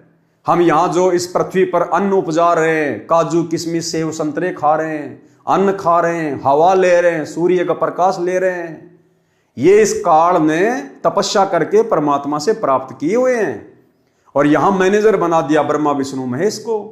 तो हम ये जो सुविधा ले रहे हैं ना, इसके बदले हम कर्जवान हो रहे हैं। तो परमेश्वर ने इनके मंत्र केवल इसलिए दिए हैं ताकि हम इनकी साधना करें, इनकी मजदूरी करें, और हम इनके कर्जे से मुक्त हो जाएं। इनके मंत्रों का जाप करना इनकी पूजा करने में नहीं आता है। असली पूजा तो अपने गुरुदेव भगवान की है। वाणी नंबर 332 से 351 में कमलों का वर्णन है, जो पहले कई बार बता दिया है। कबीर सागर के सरलार्थ में भी परमात्मा ने कई बार कमलों के विषय में खुलकर समझा दिया। आगे ब्रह्म वेदी तथा ब्रह्म काल अंगों में विस्तार से किया गया है, वहां पढ़ें। वाणी नंबर 349 का सरलार्थ है। इस वाणी में स्पष्ट किया है कि कुछ साधक व संत सुरती कमल को अंतिम मंजिल मानते हैं। यह तो काल का बंधन यानी बंधन यानी जाल है। इससे आगे नृत्य कमल है, जो मोक्ष का मूल है, मुख्य कारण है। परंतु सतलोक वाला मोक्ष तो नृत्य कमल से भी आगे है, यानी सुरती नृत्य से भी दूर है सतलोक। उसको स्थूल शरीर त्याग कर ऊपर जाकर ही देख पाओगे। सत्य साधना करते रहो। पारक के अंक की वाणी नंबर 352 से 369। गरीब कंगरे कंगरे कलश हैं, कलश कलश लखी सूर, सूर सूर लखी चंद हैं, आवादन भरपूर। गरीब कंगरे कंगरे केवड़ा, लख लख फूल भलंत, लख लख मोती मुक्ति फल, बुझे बिरले संत। गरीब नहीं कंगूरे हेम के, नहीं ये सूरज चंद, पारख कनी पहार है, अवगत परमानंद। गरीब जगर मगर ज्योति करे, तहाँ राय बेली चंबेल, कमल केत की खिल रहे, भवर गुंजना खेल। गरीब अवगत नगर निदानपुर, बंगले लाल किवार, शंख मुनि सिजदय करे, शिव बर्मा शिकदार। गरीब बिन मुख सारंग राग सुनी, बिन ही तंती तार, बिन सुर अलगोजे बजे, नगर नाच घुमार। गरीब शंख असंखों जो जन, चौपड़ के बहजार, कशक नहीं कसनी नहीं, गली गली सिकदार। गरीब तर्क नहीं तोरा नहीं, नहीं कसीस कबाब, अमृत प्याले मद पीवें, भाठी चवें शराब। गरीब मत वाले मस्तान पूरे, गली गली गुलजार, शंख शराबी फिरत हैं, चलो ताश बाजार। गरीब शंख शंख पद्मनी नचे, गावें शब्द सुभान, चंद्र बदन सूरजमुखी, नहीं वहां मान गुमान। गरीब शंख हिंडोले नूर नग, झूले संत हिजूर, तकत दणी के पास कर, ऐसा मुल्क जहूर। गरीब नदी नाव नाले बगे, छूटे फुहारे सुन, भरे होद सरबर सदा, नहीं पाप नहीं पुण्य। गरीब नहीं कोई भिक्षुक दान दे, नहीं हार व्यवहार, नहीं कोई जामे मरे, ऐसा देश हमारे। गरीब बाजे घंटा ताल घन, मंजीरे डफ झांझ, मुरली मधुर सुहावनी, निस्बा सर अरु सांझ। गरीब दरवन दमा में बाजही, सेनाई और भेर, शंख तूर तुतकार है, हरदम सुनिए टेर। गरीब बीन बिहंगम झमकही, तनक तंबूरे तीर, राग खंड नहीं होत है, बंद्या रहत समीर। गरीब ताल ख्याल सुर एक गति, राग 36 बैन, सुने तो सन्मुख शीस दे, बिना राग सब फैन। पूज्य गुरुदेव भगवान ने हमारी आत्मा को जगाने के लिए सतलोक में कैसे कैसे सुख है, कितना आनंद है, कितनी मौज मस्ती है, इनका यहां पर जिक्र किया है। गुरुदेव भगवान कह रहे हैं कि यहां जैसे कोई एक बोतल शराब की पीकर और बिल्कुल नशे में चूर होके लड़खड़ाता हुआ चलता है, होश खोके, परमात्मा कहते हैं उस सतलोक में इतना नशा तो ऑटोमेटिक रहता है जैसे यहां पर कोई 100 बोतल शराब की पी ले। लेकिन वो नशा यहां की तरह नहीं होता कि कुछ होश ही नहीं है, कहां पेशाब कर रहा, कहां लैट्रिन कर रहा है। कहते हैं वहां पर हर आत्मा के अंदर इतना नशा तो ऑटोमेटिक रहता है, इतना खुमार चढ़ा रहता है, इतना मदहोश रहता है, इतना आनंद है वहां पर। और भी बहुत सारे सुख भाई और बहनों, अब इन वाणियों को आप और भगत भाई बहन उस तरह से नहीं समझ सकते हैं, नहीं समझा सकते हैं। जिस प्रकार से हमारा बाप इन वाणियों का जूस निकालकर हमें पीने के लिए दे सकता है। तो भाइयों और बहनों, जैसे जैसे परमात्मा ने इन वाणियों का सरलार्थ किया है, थोड़ा बहुत उसी हिसाब से हम इनको ग्रहण करते चलेंगे। गरीब शंख किरनी जहां झिलके ही, शंख पद्म प्रकाश, शंख कला कल धूते है जहां हमारा बास। शंख पद्म प्रकाश, श्री कृष्ण जी के पैर में एक पद्म था, उसी से उसकी ख्याति हो गई, चमकता था। परमात्मा कहते हैं वहां शंख पद्मों जितनी रोशनी सतलोक में ऑटोमेटिक। सरलार्थ, इन वाणियों में सतलोक का वर्णन है। कहा है कि सत्यलोक में सब प्रकार का नृत्य होता है, सब प्रकार के राग होते हैं। सतलोक का संगीत मन भावन है, वहां पर अनेकों सुंदर स्त्रियां नृत्य करती हैं, वहां कोई दुराचार नहीं। जैसे यहां पर पहले होता था मुजरा, बड़े बड़े लोग, पैसे वाले लोग कोठों पे जाया करते थे, बंद कोठे में लड़की नाचती थी, वो आनंद लेते थे। उसके बाद में थोड़ा ये विज्ञान आगे बढ़ी, बॉलीवुड शुरू हो गया, फिल्में शुरू हो गई, सरेआम लड़कियां टीवी चैनलों पर नाचने लग गई, फिल्मों में नाचने लग गई। तरह तरह के संगीत, गाने बजाने, मधुर मधुर आवाजें फिल्मी गानों के रूप में आप और हमें सुनने को मिली। परमात्मा कहते हैं सतलोक की तुलना में यहाँ के राग, यहाँ के नाच गाने कुछ भी नहीं है, और ना यहाँ की औरतें। सतलोक में जो सुंदर सुंदर स्त्रियां हैं, उनके पैर के मैल के बराबर भी इस 21 ब्रह्मांड की सबसे सुंदर कोई स्त्री नहीं है।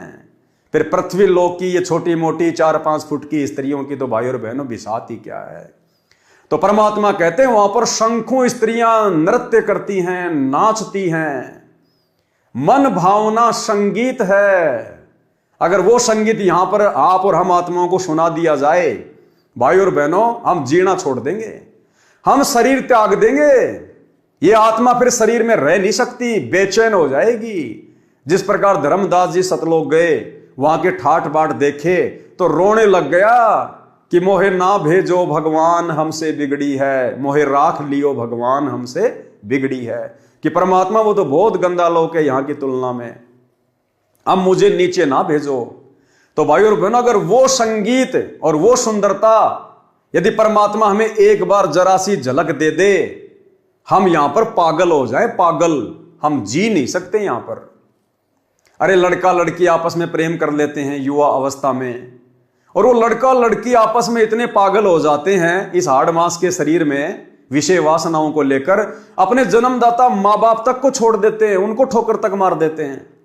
तो सोचिए भाई और बहनों, वो वास्तविक नूरी शरीर, नूरी रूप, नूरी सुंदरता अगर परमेश्वर हमें एक झलक दिखा दे, हम यहां पर जीवित ही मर जाएंगे, जीवित ही। लेकिन परमेश्वर इस ज्ञान से हमारे को वहां की सुंदरता से परिचित करवाएंगे, इस ज्ञान से हमारे को वहां के सुखों का और यहां के दुखों का परमेश्वर अनुभव करवाएंगे, तभी हम वहां स्थायी रूप से टिक पाएंगे। अन्यथा यदि परमेश्वर हमें कच्चेपन में सतलोक लेकर गए, हालांकि परमात्मा तो नहीं लेके जाएंगे, उनको तो पता है, लेकिन एक उदाहरण पेश किया परमात्मा ने हजरत मोहम्मद जी का। हजरत मोहम्मद जी को परमात्मा सतलोक लेकर गए थे, लेकिन वो सतलोक में नहीं रहे, उनका मन वहां नहीं लगा, क्योंकि उनको ज्ञान नहीं हुआ। और यहां उनके बहुत सारे भगत बन चुके थे, उनके चेले बन चुके थे, उनकी महिमा हो चुकी थी, तो उन्हें यही की महिमा अच्छी लगी। तो इसी प्रकार भाई और बहनों, यदि बिना ये तत्व ज्ञान हमारे हृदय में जमाए गुरुदेव हमें सतलोक ले भी गए, तो भाई और बहनों, यहां से जब तक हमारी आस्था पूरी तरह से नहीं हटेगी, सतलोक में हमारी आस्था नहीं लग सकती। तो परमेश्वर कह रहे कि वहां के जो सुख हैं, वहां के सुखों का यहां पर वर्णन भी बड़ी मुश्किल से किया जाता, बड़ी मुश्किल से। वो अकय लोक है, वहां के सुखों के विषय में कहा नहीं जा सकता। लेकिन फिर भी ये समर्थ परमात्मा आप और हमें जैसे तैसे करके समझा रहे हैं, हमारी आस्था इस गंदे लोक के झूठे सुखों से हटाने के लिए। तो क्या कह रहे हैं परमात्मा कि वहां पर कोई दुराचार नहीं है। जब वहां पर औरतें डांस करती हैं, नाचती हैं, तो हमारे मन में कोई पाप नहीं आता, विषय वासना नहीं जागती, दुराचार नहीं आता। जैसे कोई बहुत सुंदर स्त्री है और वो भले ही नंगी होके डांस करने लग जाए अपने घर पर एक कमरे में, और वहीं उसका 6 महीने का या 1 साल का उसका बेटा या बेटी भी है, उस बेटा बेटी के मन में किसी प्रकार का कोई विकार उस सुंदर स्त्री को नाचती हुई को देखकर नहीं आएगा। इसी प्रकार सतलोक में भाई और बहनों हमारा नूरी शरीर है, उस नूरी शरीर में विकार नहीं है, विषय वासना नहीं है, नामो निशान नहीं है, इसलिए वहां पर दुराचार नहीं है, मन में कोई मैल कोई पाप नहीं है। इन वाणियों में सतलोक का वर्णन है। कहा है कि सतलोक में सब प्रकार का नृत्य होता है। अब यहां का झूठा नृत्य और हाड़ मांस का शरीर उन एक्ट्रेस का, हीरोइन का, टट्टी पेशाब उनके शरीर में भरा पड़ा, थूक लार हैं जेर उनके शरीर में भरी पड़ी। हम तो उनका डांस देख के खुश हो रहे हैं और उसको पता नहीं कौन सी बीमारी ने घेर रखा है। वो दिखावट में हंस हंस के डांस कर रही है 2 पैसों के लिए। क्या पता उसको उस समय लैट्रिन लग रही है, पेट में दर्द हो रहा है, लेकिन झूठी मुस्कुराहट 2 पैसे कमाने के लिए, और हम उसको देख के खुश हो रहे हैं। परमात्मा कहते हैं जब सतलोक वाला डांस तुम्हें देखने को मिलेगा ना, इस डांस की तरफ तो कभी सौपन में भी मुंह नहीं करोगे, सौपन में भी। तो भाई और बहनों हमने तो गांठ बांध लेनी है, कमर कस लेनी है, सर के कफन बांध लेना है, हमने सतलोक चलना है। अब की बार सभी भाई बहन सतलोक में डांस देखेंगे, सतलोक में डांस करेंगे, सतलोक के सुख भोगेंगे, अपने परमात्मा से दिन रात उनके चरणों में उनकी चंपी करते समय, क्योंकि हमने गुरुजी को रिझाना पड़ेगा, प्रसन्न करना पड़ेगा। घर घर बेड लगवा दिए परमात्मा ने, इसीलिए लगवाए कि बच्चों मुझे प्रसन्न करो। तो सुबह शाम जैसे भी समय मिले परमात्मा की चरण चंपी करते समय हमने परमात्मा से बस यही मांगना है कि परमात्मा ये मेरा मनुष्य जन्म लास्ट, ये परमात्मा मुझे दोबारा जन्म मत देना इस गंदे लोक में, मालिक अगला जन्म मेरा सतलोक में। एक ही विनती। और दूसरी बात भाई और बहनों, जब हम गुरुदेव भगवान की चरण सेवा करते हैं तो चरण सेवा करने के बाद में कुछ समय हम भगत भाई बहन जो आपने घर पर बेड लगा रखा है उसके ऊपर अपना मत्था टेक कर, यानी अपने दोनों हाथ उस बेड के ऊपर यूं रखकर, जैसे कोई दुखी इंसान होता है और चारपाई के सारे यूं वो सर रख के सोचता है, विचार करता है, ऐसे ही गुरुदेव भगवान के चरणों की तरफ उनके आसन पर हम अपने हाथ रखकर अपने परमपिता परमेश्वर जी के चरणों में, और भाई और बहन हम कुछ देर विचार करें शांत होकर आंखें बंद करके, जैसे गुरुदेव भगवान के जो चरण कमल हैं वो मेरे सिर के ऊपर रखे हैं और हम यूं शीश लगाए हुए चिंतन कर रहे हैं परमात्मा के उपकार के विषय में, उनके गुणों के विषय में, कैसे गुरुजी ने हमारा जीवन बदल दिया, कैसे गुरुजी ने हमें इन गंदे विकारों से दूर कर दिया, कैसे परमात्मा ने हमें जानवर से इंसान बना दिया, देवता बना दिया, और हम अपने उन कुकर्मों को याद कर करके, उन विषय विकारों को याद कर करके हम परमेश्वर के चरणों में शीश रखकर कुछ देर आंसू बहाएं। यानी जब भी हम गुरुदेव के चरणों की सेवा करें तो भाई और बहनों ये चिंतन करते हुए संसार की सारी चिंताओं को साइड में रख के 10, 15, 20 मिनट जितना भी आपका मन करे हमारी आंखों से आंसू निकलने चाहिए। ज्यादा भी नहीं तो एक टपका तो हमारी आंख से आंसू आना ही चाहिए, उन बुरे दिनों को याद करके और सतलोक के सुखों को याद करके, और मन में ये डर कि परमात्मा जो आपने महिमा अपने लोक की बताई है और यहां के जो दुख हमें दिखा दिए, बता दिए, परमात्मा यदि हमें अब की बार मोक्ष नहीं मिला, अगर किसी भी कारण से ये कुत्ता ये कुतिया अगर रह गई तो परमात्मा मैं तो उन सुखों से वंचित रह जाऊंगा, फिर ना जाने हजारों करोड़ों लाखों युगों बाद ना जाने कब इस कलयुग की पिछली पीढ़ी में आप मेरा हाथ पकड़ोगे। तो ये भय होना चाहिए हमारे अंदर, और अपने गुरुदेव भगवान की मन मोहिनी सूरत को ध्यान में रखते हुए आधीनी से हमारी आंखों से ज्यादा भी नहीं तो भाई और बहनों एक आंसू तो निकलना चाहिए। और जिस दिन आपकी आंखों से आंसू नहीं निकलते हैं तो समझ लेना उस दिन आपने उस श्रद्धा से, उस भाव से भक्ति नहीं की है। उस दिन आप संसार में ज्यादा रमे हैं, आप अन्य सांसारिक कार्यों में, कोई काम धंधे में ज्यादा दिमाग लगाया आपने, उस दिन आपके मन में वो भाव जागृत नहीं हो पा रहे। क्यों? क्योंकि उस दिन भक्ति भाव ज्यादा आपके नजदीक नहीं रहा। अन्यथा जब भी हम गुरुदेव के चरणों की सेवा करें और कुछ देर उनके चरणों में अपना माथा रखकर चिंतन करें, ऑटोमेटिक भाई और बहनों आंसू आने चाहिए, और आएंगे यदि हम शांत स्वभाव में बैठ के इस परमेश्वर के द्वारा किए गए उपकारों को याद करेंगे कि परमात्मा आपने हमें नव जीवन दिया। नव जीवन मालिक, मेरी श्वासें शेष नहीं थी। उन घटनाओं को याद करो जब कभी आपका एक्सीडेंट हुआ होगा, कभी आप रोगी हुए होंगे, कभी आपके ऊपर कोई हार्ट अटैक आया होगा, ऐसी किसी बीमारी ने आपको घेरा होगा, भले नाम दीक्षा से पहले, संकल्प से पहले, उस समय भी यही परमात्मा हमें बचाने वाला था। और वर्तमान में तो सौ सुख दे दिए। सबसे बड़ा सुख मानसिक सुख है, परम शांति। हमें दुनिया की आग से दूर कर दिया, विषय वासनाओं से दूर कर दिया, हमें मोक्ष का मार्ग दे दिया। तो इतना सब कुछ जो गुरुदेव ने हमारे ऊपर उपकार किया है, यदि हम इसको याद करेंगे 5 मिनट भी, तो भाई और बहनों ऑटोमेटिक आत्मा रोएगी, आंखों से आंसू आएंगे। और जिस दिन आंसू नहीं आ रहे हैं तो समझ लेना उस दिन आपकी भक्ति उस हिसाब से नहीं हुई है जितनी होनी चाहिए थी। इन वाणियों में सतलोक का वर्णन है। कहा है कि सतलोक में सब प्रकार का नृत्य होता है, सब प्रकार के राग होते हैं। सतलोक का संगीत मन भावन है, वहां पर अनेकों सुंदर स्त्रियां नृत्य करती हैं, वहां कोई दुराचार नहीं है।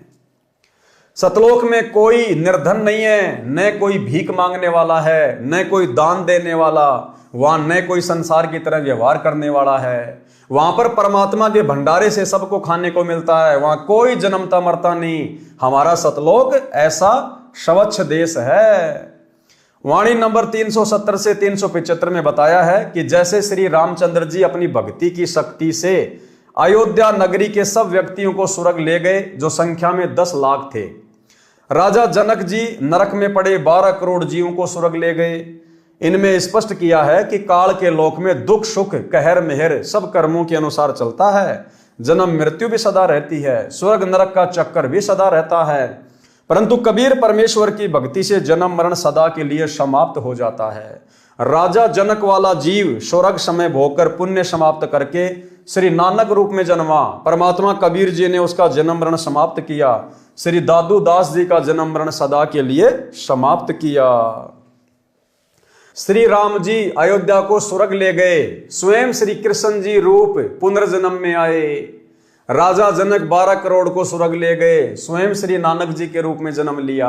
इसलिए परमात्मा कबीर जी की भक्ति से परम शांति यानी जन्म मरण से सदा के लिए मुक्ति मिलती है, तथा परम धाम यानी सत्य लोक मिलता है जो सुख सागर है।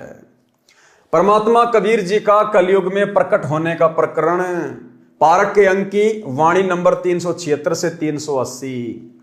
गरीब 84 बंधन कटे कीनी कल्प कबीर, भवन चतुर्दश लोक सब टूटे जम जंजीर। गरीब अनंत कोटि ब्रह्मांड में बंदी छोड़ कहाए, सो तो एक कबीर है जननी जन्यान माए। गरीब शब्द स्वरूपी साहिब दैनी, शब्द सिंध सब माही, बाहर भीतर रम रहा जहां तहां सब ठाही। गरीब जल थल पृथ्वी गगन में, बाहर भीतर एक, पूर्ण ब्रह्म कबीर है अविगत पुरुष अलेख। गरीब सेवक होय के उतरे इस पृथ्वी के माही, जीव उदाहरण जगत गुरु बार बार बलि जाही। सरलार्थ, इन वाणियों में परमात्मा कबीर जी के कलयुग में प्राकाट्य का प्यारा वर्णन है, जो इस प्रकार है।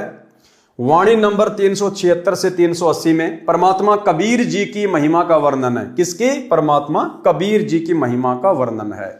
कहा है कि कबीर परमेश्वर बंदी छोड़ हैं, अनंत करोड़ ब्रह्मांडों में बंदी छोड़ के नाम से प्रसिद्ध हैं। बंदी छोड़ का अर्थ है कैदी को कारागार से छुड़ाने वाला। हम सब जीव काल ज्योति निरंजन की कारागार में बंदी यानी कैदी हैं। इस बंदी गृह से केवल कबीर परमात्मा ही छुड़ा सकते हैं। और एक सत्संग में गुरुदेव भगवान ने बिल्कुल क्लियर कर दिया। गुरुदेव ने कहा कि अमर करूं शतलोक पठाऊं, ताते बंदी छोड़ कहाऊं। और फिर गुरुदेव ने कहा कि जो सच्चा गुरु होगा, जो सच्चा गुरु होगा वो बंदी छोड़ ही होगा। और बंदी छोड़ कौन है भाई और बहनों? कबीर परमात्मा। और दूसरा सृष्टि में कोई बंदी छोड़ नहीं है। और गुरुदेव क्या कह रहे हैं? जो सच्चा गुरु होगा वो बंदी छोड़ ही होगा। तो वर्तमान में सच्चे गुरु कौन? सतगुरु रामपाल जी। तो कौन हुए सतगुरु रामपाल जी? बंदी छोड़। और बंदी छोड़ कौन? कबीर भगवान। तो कौन हुए सतगुरु रामपाल जी? स्वयं कबीर भगवान। सुनिए छोटा सा सत्संग। तो जल बूढ़त पकड़ो हाथा, अपने गुरु जी के प्रति ऐसी विनम्रता हो। बंदी छोड़ हे गुरु, क्योंकि गुरु होगा वो बंदी छोड़ ही होगा। बाकी नकली गुरु है, वह गुरु भी नकली गुरु है और वो बंदी छोड़ हो ही नहीं सकते। तो जो सही गुरु होगा वो बंदी छोड़ होगा। अमर करूं सतलोक पठाऊं, ताते बंदी छोड़ कहाऊं। अमर करूं और काल की बंद से छुड़वा कर सतलोक ले जाऊं, इसलिए मैं बंदी। तो भाई और बहनों, आप और हमारे विश्वास को दृढ़ करने के लिए सतगुरु महिमा गुरुदेव भगवान ने साध संगति से जुड़े हुए भाई बहनों को निमित्त बनाकर संगत में शुरू करवाई। क्योंकि गुरु को परमेश्वर माने बिना इस सत भक्ति में गुरु ही परमात्मा होता है। एक सत्संग में गुरुदेव ने स्पष्ट कर दिया कि अगर कोई गुरु है तो केवल कबीर परमात्मा, दूसरा कोई गुरु हो ही नहीं सकता। सतगुरु तो इसलिए कहना पड़ गया क्योंकि नकली गुरु काल ने बहुत ज्यादा पैदा कर दिए, अन्यथा गुरु शब्द ही काफी है। और उस गुरु की भूमिका केवल कबीर परमात्मा ही करता है। गुरु यानी ज्ञान देने वाला। सृष्टि में जगत गुरु केवल एक ही है, कबीर भगवान। दूसरा कोई जगत गुरु नहीं हो सकता, बाकी सब जीव हैं। फिर परमात्मा ने, फिर धर्मदास जी चिंतित हो गए कि भगवान फिर कैसे बात बनेगी। तो परमेश्वर ने कहा कि 12 में पंथ, जब गरीबदास का पंथ चल चुका होगा, इन 12 में तो वो बात बने नहीं। 12 में पंथ में हम ही चल आवें और सभी पंथों को मिटाकर एक पंथ चलावें। और 12 में पंथ में ये दास भेज दिया परमात्मा ना आए तो गरीबदास पंथ में रामपाल दास।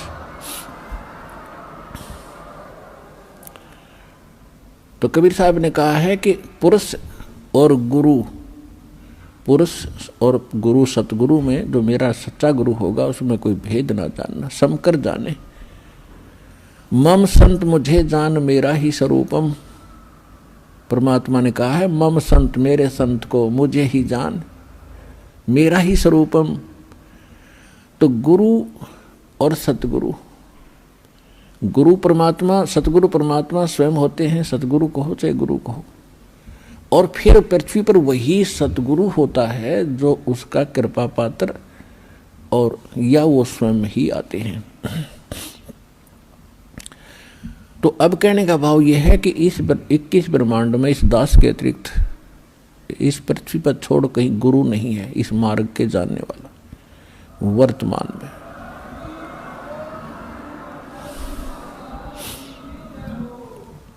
अब हम वहीं आते हैं जहां से प्रसंग शुरू हुआ था।